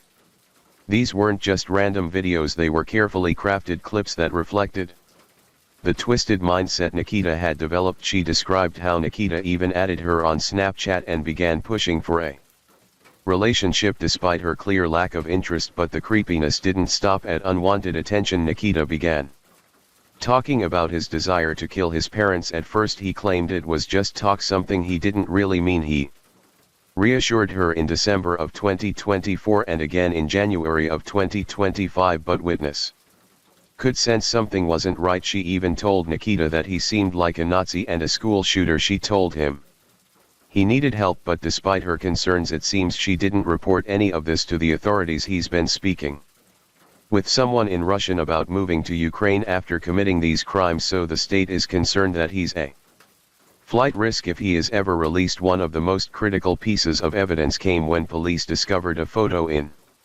January. It showed Nikita holding a Smith & Wesson handgun, the exact same weapon that investigators believe he used to kill his parents just a month later. This was not a coincidence. It wasn't until nearly a full month after his arrest that prosecutors officially filed murder charges against Nikita Kasap. By then he had been caught in a small rural Kansas county and had appeared virtually for an extradition hearing. The case moved forward in the District Court of Trio County, Kansas under the case name State vs. Nikita Kasap. Later on, authorities extradited him back to Wisconsin, where he made his first court appearance on lesser charges. At that time, prosecutors had not yet officially filed murder charges, but they were already signaling that they were coming. Initially, he was charged with taking his stepfather's Smith & Wesson handgun and the family car without consent, both of which carried serious weight considering the violent aftermath. Then came the autopsy reports, which painted a horrifying picture. Don, his stepfather, had been executed with a single gunshot to the back of the head, likely from behind. His mother Tatiana suffered 3 gunshot wounds, one at close range to the neck and 2 others that were non-fatal. This detail suggested a chaotic and possibly prolonged encounter, raising more questions about motive, planning and intent. It wasn't just a tragic event, it was a calculated act of violence. Still, in those early days, Nikita's bond was set at $250,000 as authorities worked to build the homicide case. 2 weeks later, the full weight of the law came crashing down. Prosecutors formally charged Nikita with 2 counts of first-degree intentional homicide, the most severe criminal charges available under Wisconsin law, and 2 counts of hiding a corpse. These weren't just bureaucratic escalations, they were charges that, if proven, could send the 17-year-old to prison for life. Prosecutors declared him an extreme flight risk, citing his movements across state lines, his attempts to convert assets using a Bitcoin machine, and the $14,000 in cash and jewelry found on him at the time of his arrest. They believed he had the means and possibly the connections to evade justice, and they pushed for bail to be raised to $5 million. But Nikita's defense team wasn't backing down. They argued that the initial charges, taking a gun in a car, couldn't even legally hold water, since the items were taken from individuals who were already deceased and thus couldn't have given or withheld consent. When it came to the murder charges, they insisted that a $5 million bail was excessive and unattainable for a 17-year-old. They claimed that the $250,000 bond should remain, framing Nikita as a troubled teen, not a calculated killer. At the bond hearing, the judge was visibly exasperated, not just by the nature of the case but by the handling of the legal process. The judge wasn't just lamenting the bond debate, they were raising a broader question: when the system is faced with a suspect who allegedly murdered both parents, attempted to cover it up, and possibly plotted his escape, shouldn't the full legal framework be activated? The judge continued, highlighting the mountain of evidence laid out in the complaint. There's video evidence, there are communications, transactions, a witness. It's all here. If you believe he's a flight risk or a danger, don't just haggle over numbers. Use the mechanisms built into the law to keep the public safe. Despite the prosecution's push, the judge didn't grant the full $5 million bail. Still, it was clear the court recognized the gravity of the situation. The idea that a teenager had not only killed his parents, but lived in the same home with their decomposing bodies for 12 days was profoundly disturbing. Authorities have linked Nikita to a neo-Nazi group called the Order of Nine Angles, and his manifesto allegedly called for a violent political revolution. As of the time this video was made, Nicky remains in custody with a bond set at $1 million. He faces multiple charges, including first-degree murder, and his trial is set to begin on May 7, 2025, where he will stand trial for 2 counts of first-degree intentional homicide. A side investigation in Wisconsin takes a shocking turn. Federal documents link a teen accused of killing his parents to an assassination plot against President Trump. According to ABC News, investigators found a manifesto from 17-year-old Nikita Kasap with references to making bombs, a terrorist attack, and plans for the president's assassination. Authorities also found material linking the teen to a network of neo-Nazis. Investigators believe Kasap may have killed his parents to get the, quote, financial means and autonomy needed to pursue his plan. The teenager is charged with first-degree murder and is scheduled to be arraigned on May 7. What makes this case truly chilling is not just the horror of the crime itself, but how a teenager barely out of adolescence could be so easily Drawn into a world of extreme ideologies, one of the most unsettling pieces of evidence comes from a series of messages Nikita exchanged with a man on Telegram. In these messages, Nikita is shown toying with the idea of fleeing to Ukraine, wondering about the possibility of escaping the consequences of his actions. He even wrote, "So while in Ukraine I'll be able to live a normal life even if when it's found out I did it." These words reveal a shocking level of detachment from the consequences of his actions, but even more disturbing is the way Nikita acknowledges that no matter what, the world will eventually know he was the one responsible for the murders. What stands out in these exchanges is the disturbing fact that despite his delusions about fleeing to Ukraine, Nikita was very clear-headed about one thing: the truth would eventually catch up to him. He wasn't trying to hide from the fact that he would be caught. He was simply trying to escape the fallout. But what's even more unsettling is how Nikita didn't even try to frame anyone else for the murders. There was no attempt to pin the crime on his parents or anyone else in the family. He didn't go through the motions of creating a false alibi. Instead, he accepted that the blame for the killings would fall squarely on him. This chilling realization only makes his actions seem colder, more calculated. Now, there are a lot of theories swirling around about whether Nikita's parents actually knew what he was planning, specifically his alleged desire to overthrow the US government. Some believe they had suspicions, especially after receiving strange signals leading up to the murders. One particularly chilling detail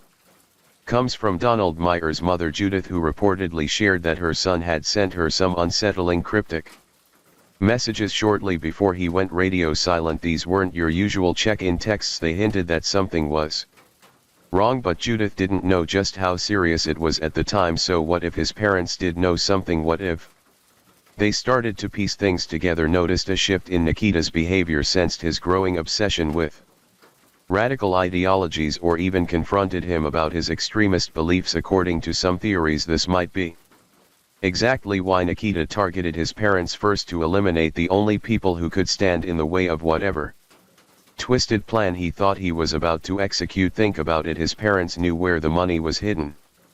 They were the ones who gave them access to the house, the resources, even the revolver that was later used in the crime. Maybe Nikita believed that as long as they were alive, they were a threat to his vision, so he made a calculated decision to remove them from the equation brutally and without remorse. Story 5. What if the first knock at your door in the new year was the last one you ever answered? In a quiet Treen neighborhood, a family welcomed January 1st with all the warmth and excitement you'd expect. Holiday leftovers, plans for the year ahead, and a house full of love. But just hours into the new year, that home would become the scene of unspeakable horror. The fire was the first thing neighbors noticed, thick smoke pouring from the windows, sirens slicing through the winter calm. What firefighters found inside wasn't just shocking, it was pure evil, the kind of scene that silences even the most seasoned investigators. This wasn't random, it wasn't impulsive, it was intentional. And whatever happened behind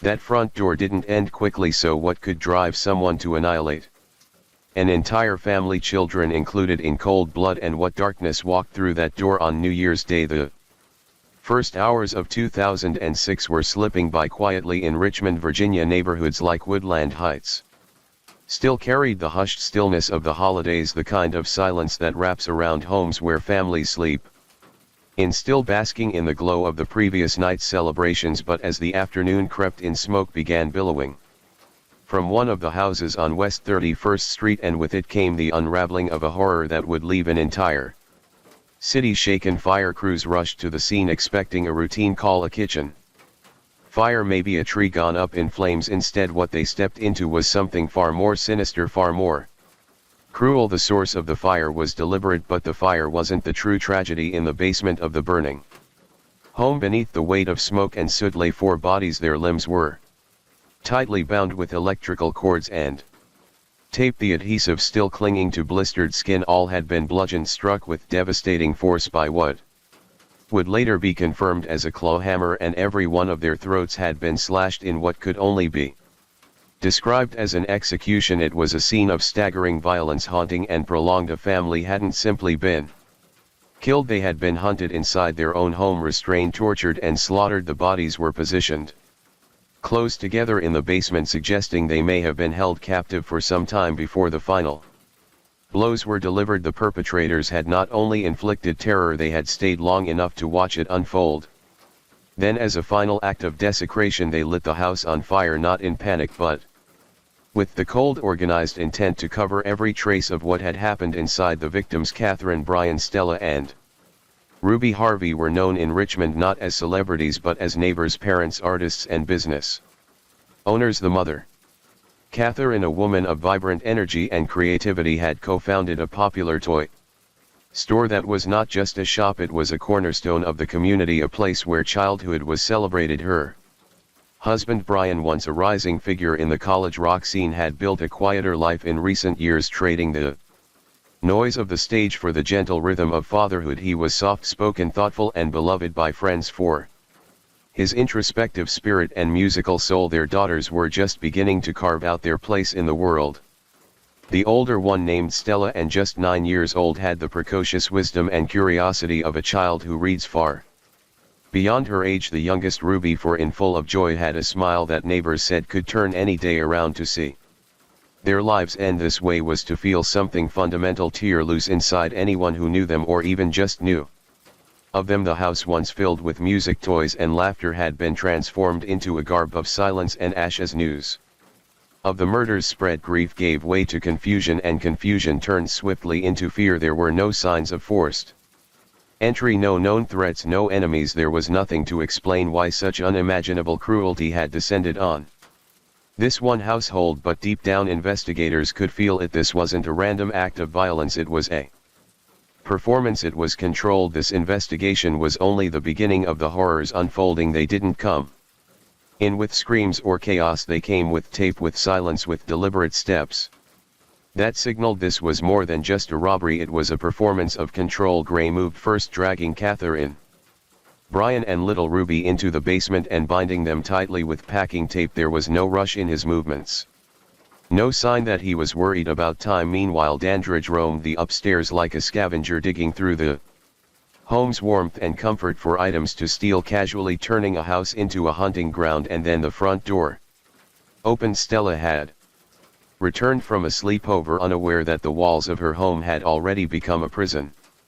Upstairs, her mother was briefly released, just long enough to bring her daughter down. The image of Catherine, pale, wordless and composed, standing in the doorway of her daughter's friend's house was something Kirsten Parenson would never forget. There had been something off, something drained in her face, but not a single word betrayed what was waiting behind her. Soon after, they were all in the basement, tied, surrounded by two vicious monsters. The illusion of safety had been sealed away, and with it their final moments began to slip into the hands of monsters. What followed wasn't a frenzy, it was precise. Gray took his time. One by one he used the blade, drawing it across their throats, the packing tape still pressed against their skin. But it wasn't over. After their bodies slumped into silence, he raised a claw hammer and struck each of them repeatedly, turning a cold execution into something far more invasive and far more grotesque. The medical examiner would later try to translate that chaos into something clinical. Brian and Catherine killed by blunt force trauma. Stella,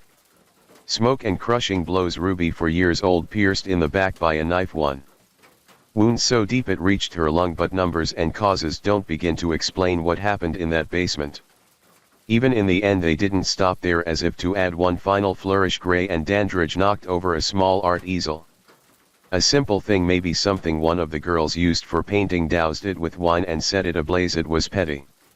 It was theatrical. It was meant to destroy not just the evidence but the identity of the space. As flames climbed through the basement, curling around what was left, it might have looked like the scene of a tragic accident, but nothing about this was accidental. The fire didn't go unnoticed. Johnny Hot, Brian's longtime friend and the drummer from House of Freaks, spotted the smoke and made the call that would unravel everything. A fire department arrived to extinguish flames, but what they uncovered would ignite a storm far more devastating than fire. And the men who had walked out of that home hours earlier, calm, unhurried, untouched by the flames of hell they left behind, were already moving forward as if for lives meant nothing at all. But who were Gray and Dandridge? You may wonder. The two men, Ricky Gray and Ray Dandridge, were no Strangers to Darkness, born in 1977, these two were bound not just by blood but by a shared legacy of violence and criminal behavior. It was only a matter of time before their twisted paths collided into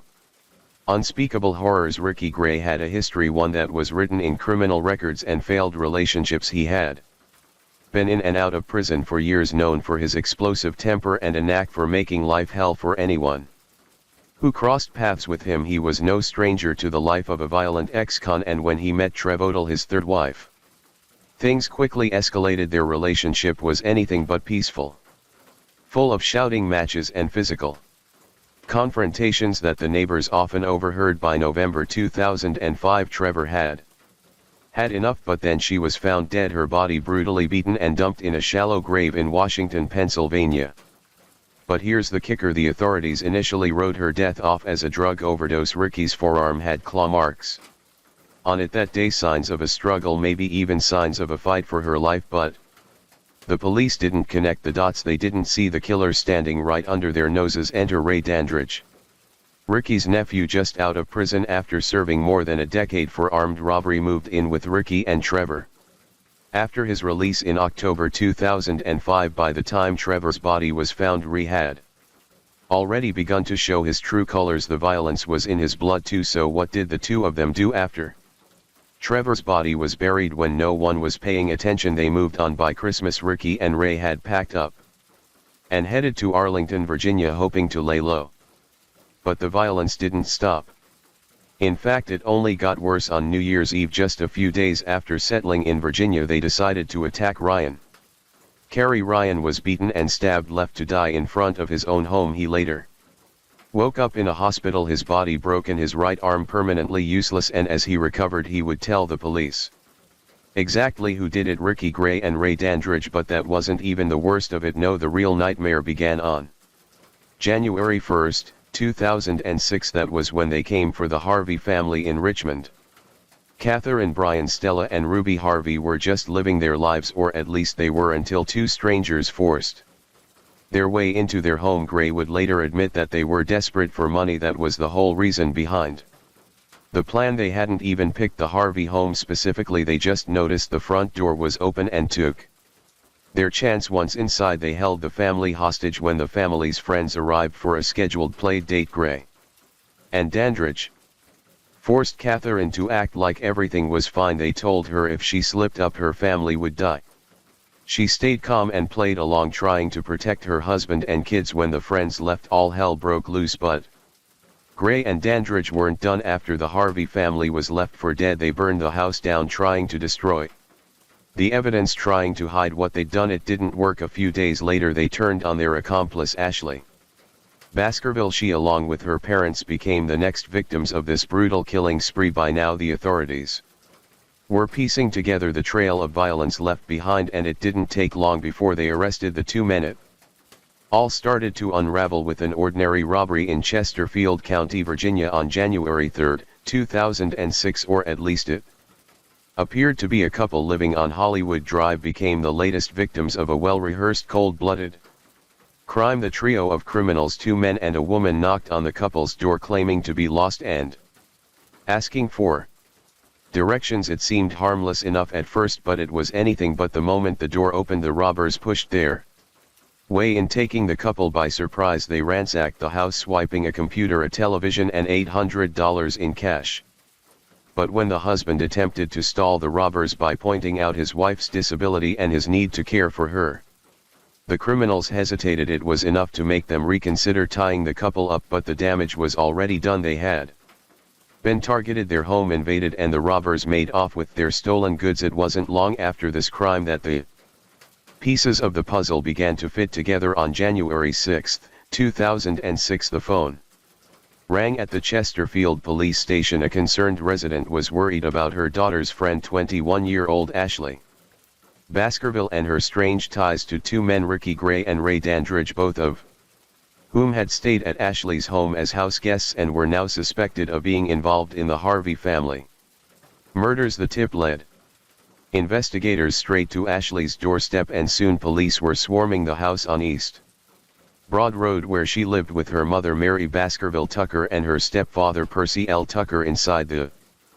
Police found a nightmare. The house was a wreck, a clear sign of the violence that had taken place there. Percy L. and Mary had been savagely slashed across the throat, their lives extinguished in an instant. The real horror lay in what they had done to Ashley. She wasn't just dead, she had been suffocated. A plastic bag had been wrapped around her head and sealed tight with duct tape, the same tape used to bind her and her family, ensuring they could neither scream nor escape. All three victims had been gagged and bound in a home where they had been so violently silenced. It didn't take long for the police to connect the dots. The items found at the Baskerville Tucker home, a computer, a television, matched the stolen property from the Chesterfield home invasion, tying the whole thing together. But one item that made them 100% sure was the ring Ashley was wearing. It was Catherine Harvey's wedding ring. Gray and Dandridge had been on a spree, their bloodlust not yet satisfied. This wasn't just a robbery gone wrong, it was the continuation of a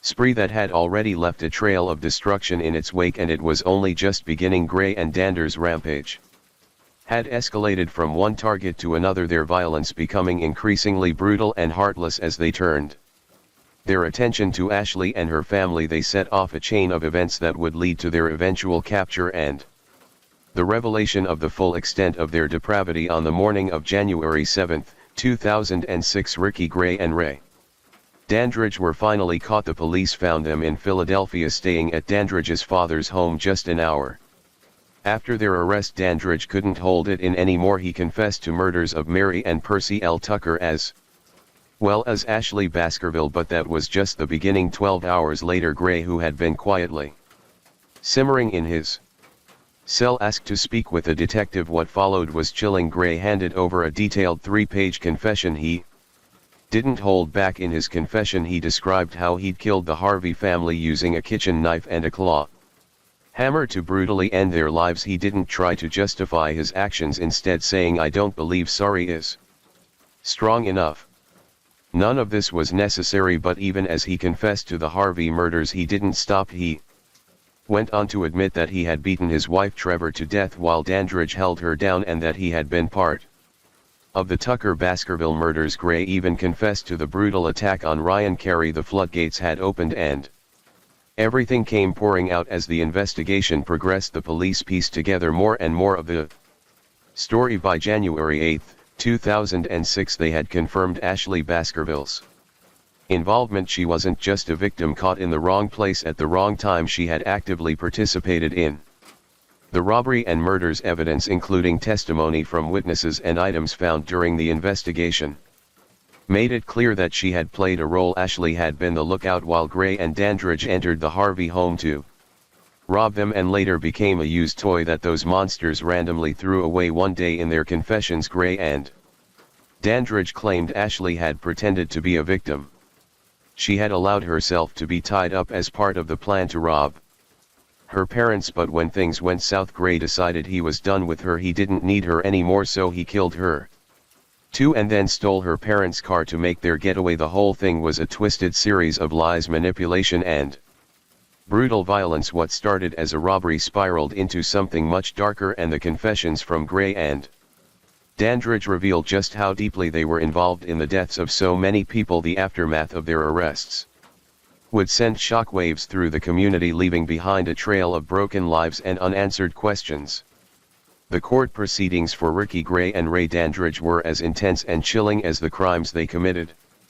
Both men were tried in the city of Richmond Circuit Court in Virginia, with the weight of the murders hanging over them. On February 9, 2006, things started to take shape legally. Ricky Gray was charged with 5 counts of capital murder for his role in the horrific murders of the Harvey family. These charges included killing more than once in a 3-year period, committing multiple murders in a single act, killing during a robbery, and killing 2 children under 14 years old. Meanwhile, Dandridge was charged with 3 counts of capital murder for the deaths of the Baskerville Tucker family, though later one of those charges would also cover his role in the Harvey murders. At first, Dandridge pleaded not guilty, but as the trial went on and the case against him grew stronger, he made a dramatic change. Just before the closing arguments, he switched his plea to guilty for all 3 murders, agreeing to a deal that would keep him behind bars for the rest of his life without the possibility of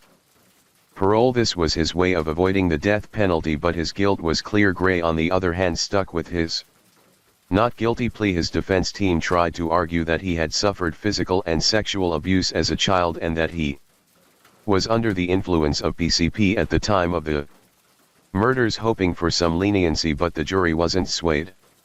After a 4-day trial and just 30 minutes of deliberation, they found him guilty on all 5 capital murder charges. The jury recommended the death penalty for the murders of the Harvey children Stella and Ruby, while suggesting life in prison for the other 3 charges. On October 23, 2006, Gray was officially sentenced to death, but the legal battles didn't end there. In December 2006, Ricky Gray was also indicted for the murder of 37-year-old Cheryl Warner, a mother of 3 whose body was found in a burning house in Culpeper County. She had been shot and hanged in the basement, another horrific act that Gray would have to face. However, this charge was eventually dropped in 2008 because of contradictory evidence. Even after his sentence, Gray's case dragged on. Between 2011 and 15, his execution was delayed multiple times due to appeals in both state and federal courts. In November 2015, the Fourth Circuit Court rejected one of his appeals, and in January, a year later, Gray's execution was set for March 16, 2016. But the delays didn't stop there. His lawyers filed yet another appeal with the U.S. Supreme Court, which chose not to hear his case later that year. Finally, in 2016, after all the appeals were exhausted, Governor Terry McAuliffe denied Gray's clemency plea. His execution was scheduled for January 18, 2017, and at around 10 p.m. that night, Ricky Gray was executed by lethal injection at the Greensville Correctional Center. As for Ray Dandridge, he's still serving his life sentence in Sussex 2 State Prison. His story didn't end with the trial, and the weight of his actions still hangs over him as he remains behind bars. The trial and the aftermath showed just how deep the darkness went with these 2 men, Gray, who would eventually face the ultimate penalty, and Dandridge, who would live out his days in prison. Both men left a trail of devastation that still echoes in the Richmond community to this day. But as the dust settled, one question continues to haunt those who were left to pick up the pieces. Story 6, June 30th. My sister decided to make the only correct choices in episode 1 of season 1 of The Walking Dead games, and for that her face will be mutilated further than necessary. He was planning a school shooting, but before he could get there, he turned the shotgun on his own family: his mother, his 13-year-old sister, his 16-year-old brother, each killed while the town slept, unaware that a nightmare had unfolded behind closed doors in a quiet Luton flat. 3 lives ended in moments, and that was only the beginning. In a country where the word school shooting still echoes with the haunting memory of Dun Blaine, the idea of another such horror unfolding on British soil felt distant, almost impossible, since that tragic day. In 1996, the United Kingdom had remained largely untouched by the kind of violence that felt all too familiar. Across the Atlantic there had been whispers, failed plot, signs caught just in time, but never the actual act of violence. That line, it seemed, hadn't been crossed again. Not yet. But evil doesn't always begin in a school. It may be growing within the walls of a warm home built by a loving mother. Juliana Prosper knew something about starting over. Born as Juliana Falcon on a fine June day in 1976, her early life unfolded thousands of miles away in Mar del Plata, Argentina, a coastal city where the waves carried ease with hardship. She was the kind of woman who never stopped moving forward, no matter what life hurled her way. When she left her homeland behind and built a new life in England, it wasn't just geography she changed, it was an entire future. She married Ray Prosper, and together they raised 4 children. Her world revolved around them. Juliana wasn't flashy or loud, but she had a quiet strength about her, the kind that carried the weight of being both gentle and fierce at once. By 2024 she was living in a modest flat off Waldsbank Drive in Luton, caring for 3 of her children. It wasn't a perfect life, but it was steady, familiar, a mother's life, built on routine, small joys, sacrifices that often went unnoticed. And while she held her family together, something was burning beneath the surface, something too dark to see until it was far too Late there was a storm brewing within those walls in disguise of a boy who seemed too meek to even hit an object in his path. Nicholas Prosper was the kind of boy who didn't just fade into the background, he clung to it. A December child born in 2005, he came into the world quietly and for the most part stayed that way. Diagnosed with autism spectrum disorder early on, he walked through life a few steps apart from everyone else, not always alone but always slightly removed, as though he were watching the world through a speck only he could see through. In his younger years he had friends, not many but enough to keep him anchored. He wasn't a troublemaker, not in the traditional sense. He was geeky, they said, soft-spoken, obsessive about computers, the kind of kid who could disappear into a screen for hours and still not feel like he'd scratched the surface. Teachers remembered him as bright, even promising, but what they couldn't see, or maybe chose not to see, was the slow erosion happening beneath the surface, the way isolation began to calcify into something harder, something darker. By the time he reached his late teens, that gentle geekiness had twisted into something far more unpredictable. He stopped trying to connect, the friend group dissolved, the screen stopped being a sanctuary and became something else entirely, a tunnel with only darkness at the end, only reflections of death, hatred, and perversion. He spiraled down corners of the internet where empathy dies, where violence is glorified and human suffering is catalogued like some kind of collectible. At some point he was banned from one such site, a morbid database where real death was archived and dissected like entertainment. But even there, even in that graveyard of humanity, Nicholas had crossed a line. He made comments in support of pedophilia, vile and unfiltered, as though empathy had been surgically removed from his vocabulary. He wasn't just watching the darkness, he was absorbing it, he was becoming it, and no one knew just how far that darkness had sunk, how deeply it had planted itself in his bones, how it was growing, feeding, waiting, because Nicholas Prosper wasn't just withdrawing from the world, he was preparing for war. By the time September's Friday the 13th crept into the calendar, the plan had matured into something monstrous, no longer a passing thought or a twisted fantasy confined to the corners of a screen, but an intention rehearsed in silence and fed with obsession. Nicholas Prosper had immersed himself so deeply in the world of school shootings that his fascination had eroded whatever boundary there might have been between watching and committing. His mind was absorbed in the details of Sandy Hook, the timelines, the methods, the body count, not from a place of grief or horror but from an ambition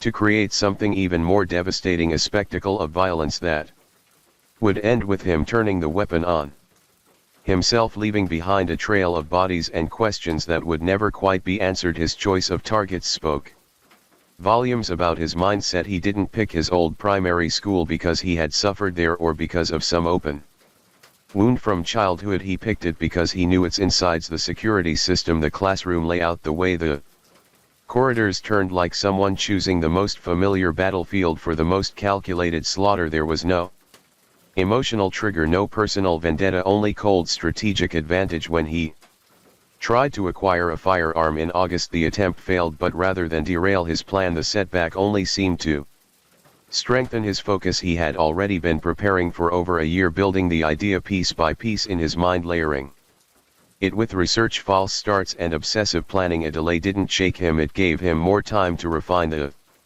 vision. On September 12, just hours before he would destroy his family, Nicholas finally secured the weapon. He purchased a double-barreled shotgun and 100 cartridges for £650 from a local dealer, using a forged firearms license that mimicked the real thing with disturbing accuracy. He had spent time studying every element of a UK license, the paper's weight, the seals, the placement of the official signatures, and had replicated it with extreme meticulousness. The dealer, though uneasy, believed the documentation to be genuine and notified police, but the warning came too late. The weapon was his timeline had locked in as night took hold and the town around him drifted towards sleep. Nicholas wasn't winding down or hesitating, he was finalizing. His browser history from that night became a window into a mind that had spiraled beyond recognition. Search after search for methods of killing with a shotgun, anatomical specifics, outcomes, the kind of blunt force horror that is usually reserved for war zones and nightmares. Mixed in were searches tied to necrophilia and to the murder of Sarah Everard, as though his appetite for violence was expanding even as the clock ticked toward morning, and then came the video, a final digital confession broadcast.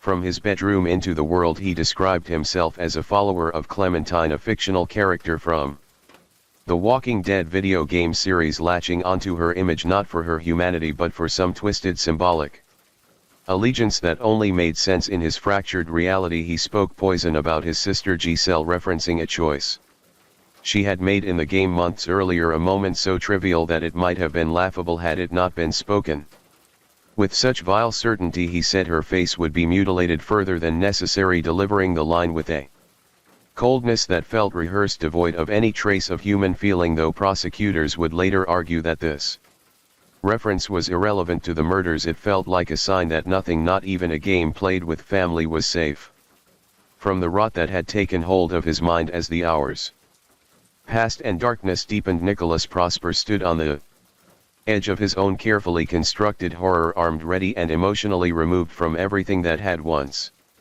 tied him to normally. Behind him was the quiet of a flat where his family slept, unaware that the boy they had raised, the brother they had laughed with, the son who once played video games in the next room, was preparing to become a vicious monster under the thin veil of early morning silence. As the world outside remained unsuspecting, Nicholas Prosper sat alone in his room watching violent animated pornography while continuing the same heinous research he had started the day before. It was well past midnight by 4:32 a.m. He had already test-fired the double-barreled shotgun once into a teddy bear. His plan had been to kill 3 people, his mother and 2 younger siblings, in under 30 seconds. He thought the timing would be tight enough to escape detection by the neighbors, but Juliana woke up early. She wasn't supposed to. She saw her son with the gun. There was panic, there was shouting, and a struggle followed. Prosper attacked her with a knife, first slashing and stabbing her hands and arms as she tried to fight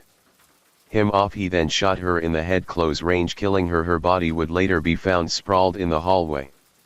Giselle heard the chaos and got up. She was shot at, the bullet grazing the back of her head. She ran, trying to hide under the dining table. He followed. He shot her in the face. Kay tried to resist. He grabbed the kitchen knife. He tried to fight. Prosper shot him in the chest from across the room. Then he walked over and stabbed him more than 100 times while Kyle begged him to stop. His lung was punctured. He still got up and ran. He made it to the hallway. Prosper shot him in the head. 7 cartridges were fired. He reloaded at least twice. Neighbors heard it all, the shouting, the fighting, the crashing sounds. One of them walked to the door to complain about the noise.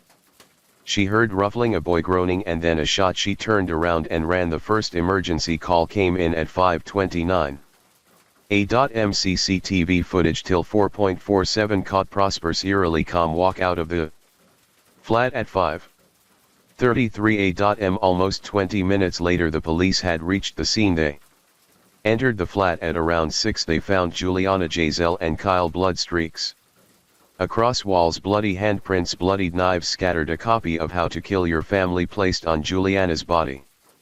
Nicholas had packed the shotgun and 33 cartridges in a large bag. He started walking towards St. Joseph's primary school, the same one he had attended, the same one he had planned to attack, but the school was still closed. Police activity was increasing. He didn't go through with it. He hid in a nearby wooded area for 2 hours. He shared the video he'd recorded earlier, the one about the Walking Dead. He tossed away 2 mobile phones, hoping to protect a group of pedophiles he had spoken with online. Nicholas also left the shotgun and ammunition in a bush near a playing field at 7:55 a.m. He walked out from the woods and down Birmingham Road. He raised his hand to a passing police car. The officers were returning from the crime scene. They stopped. They saw the blood on his face and arrested him. "It's not murder," he kept repeating. He didn't want to show up. The courtroom was ready. The families were waiting. The hour was set 10:30 a.m. sharp, but Nicholas Prosper,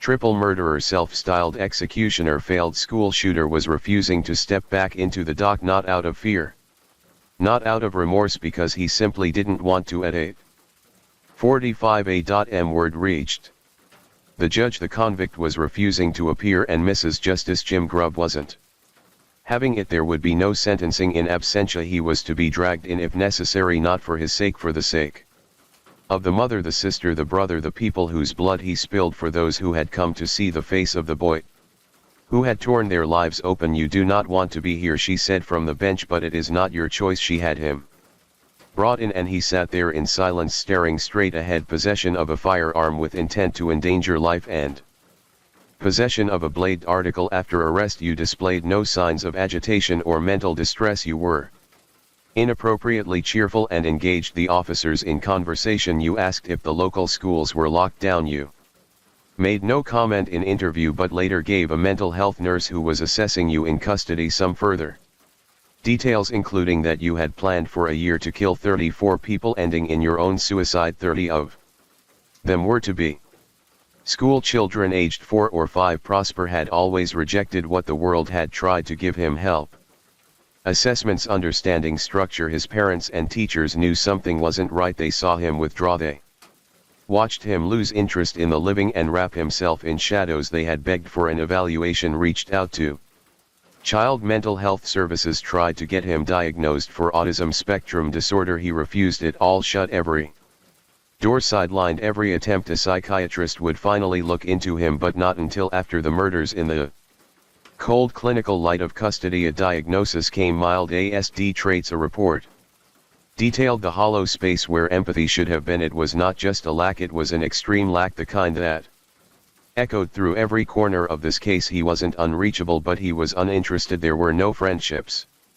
no real connections, only deep obsessive spirals about serial killers, about school shootings, about death as a spectacle. The judge laid it bare. These weren't just odd fixations, they weren't just dark corners of the internet, they were what shaped his identity. This boy who had failed to hold even a thread of ordinary social interaction had built himself a sanctuary in violence. The internet had opened the floodgates. He waded in freely. Every disturbing image, every cold commentary, every headline soaked in blood, it all fed him. Yes, there was an indirect link between his autism and the way he moved through the world, but as the judge made clear, ASD does not make one violent. It doesn't instruct a person to plan a massacre. It does not teach someone how to craft a fake firearms license. It doesn't guide their hands when they aim a shotgun at their own mother. That was Nicholas, and now, whether he wanted to or not, he had to listen to the law, to the families, to the judgment, because monsters do not get to vanish quietly. They must be seen, they must be named, and they must sit shackled in silence while justice carves its final word. The courtroom was silent when the full story came out in March 2025. These weren't spontaneous acts of violence, they were planned in detail with a clear goal: to become infamous. Nicholas Prosper murdered his mother, sister, and brother as the first stage of a broader scheme to carry out a mass shooting at St. Joseph's Catholic Primary School. The preparations had been ongoing for months. Prosper picked St. Joseph's because he knew it well. He had studied there, as had his siblings. He searched the school's website for photos of students and teachers and noted the timing of assemblies and classes. Everything was methodical. He chose Friday the 13th, deliberately hoping the date would add weight to his actions. His plan was to kill his family early in the morning, leave home by 8:30 a.m. and arrive at the school during assembly to carry out a mass shooting. Earlier that night he researched how to use the weapon and searched for disturbing content related to violence, including the murder of Sarah Everard and material connected to necrophilia. Neighbors heard the noise. Some reported shouts, banging and groaning, followed by what sounded like gunshots. One went to the door to complain but fled after hearing a loud bang. A police call was placed at 5:29 a.m. A chase of cat and mouse followed in what ended up as Nicholas being found with blood of his family on his face and clothes. He was charged with 3 counts of murder. He was also charged with possessing a shotgun and a knife in public, as well as acquiring a shotgun without a certificate. Child abuse images were later discovered on his phone, but no charges were filed for that. When the police found him, Nicholas Prosper stood in black and yellow. It wasn't a random outfit. He had chosen the colors on purpose. This was the look he wanted to be remembered by. The judge sentenced him to life with a minimum term of 49 years. Now this does not mean that Nicholas will be out in the world in 49 years. A life sentence with a minimum term of this many years means that the person will spend the rest of their life in prison, but they must serve at least 49 Years behind bars before they can even ask to be released after the decided tenure they can apply for parole, which is a formal request to be let out of prison. However, being eligible for parole does not guarantee release. A special board will review the case to decide whether the person is still a danger to the public. If they believe it is unsafe to let the person out, the person will stay in prison. Even if parole is granted, the person will remain under strict supervision for the rest of their life and can be sent back to prison at any time if they break the rules or commit another crime. Going back to the heinous crime that Nicholas committed, it didn't just shake a courtroom, it sent waves through an entire system that many believed was working just fine. But behind the horror of what Nicholas Prosper did was a quieter, more troubling truth. It had been far too easy for him to get his hands on a gun. Law enforcement knew it, and they weren't subtle about it. They pointed out how shockingly simple it still was for someone to sell a firearm privately. All a person really needed was a certificate, real or fake, and a willing seller, and that was it. No double checking, no verification, no questions, just a deadly loophole wide open. In response, police and safety officials started calling for changes that felt long overdue. One of their key suggestions was to build a national database for firearm license holders, something clear and central where every certificate could be checked against real records. And not just that, they pushed for a rule that would force sellers to get clearance from the police before selling a weapon to make sure the buyer had the right paperwork, real ID, and a legitimate reason to own a gun. But the danger wasn't only in how Nicholas got the weapon, it was also in what had been building inside his head long before he pulled the trigger. Officials spoke of an obsession, one rooted in endless hours online, wrapped in disturbing content, soaked in stories of mass murder, brutality, and control. What happened wasn't just a crime, it was a slow-growing sickness that had fed on unfiltered violence found in dark corners of the internet, completely unbothered and unchecked. Those watching this unfold didn't hold back. They saw this as a warning, one that wasn't just about guns or loopholes, but about the growing storm of violent content reaching young people and changing the way they think, feel, and act. And the message from the government was clear. This couldn't be ignored anymore. They promised to act to make the laws more strict around private gun sales, to close the cracks and background checks, and to do more to protect communities from the kind of thinking that leads to something like this. It wasn't about just one tragedy, it was about making sure no one else walks the same path with a weapon in their hands and a plan built from hate. Even after the government of UK has promised change, it takes time, and time is something we can no longer afford to waste. The next Nicholas Prosper may already be watching, waiting, learning just as quietly, just as patiently, and as the world spins forward, more connected and exposed than ever, the real question lingers in the quiet as the rain gently falls and the night grows deeper. Thank you for joining me here at MR Nightcared True Crime Stories. Remind us of life's mysteries and the importance of staying aware even as we seek comfort in the quiet of the night. Let the rain carry you to a peaceful sleep, and until we meet again, stay safe, stay curious, and let the night watch over you.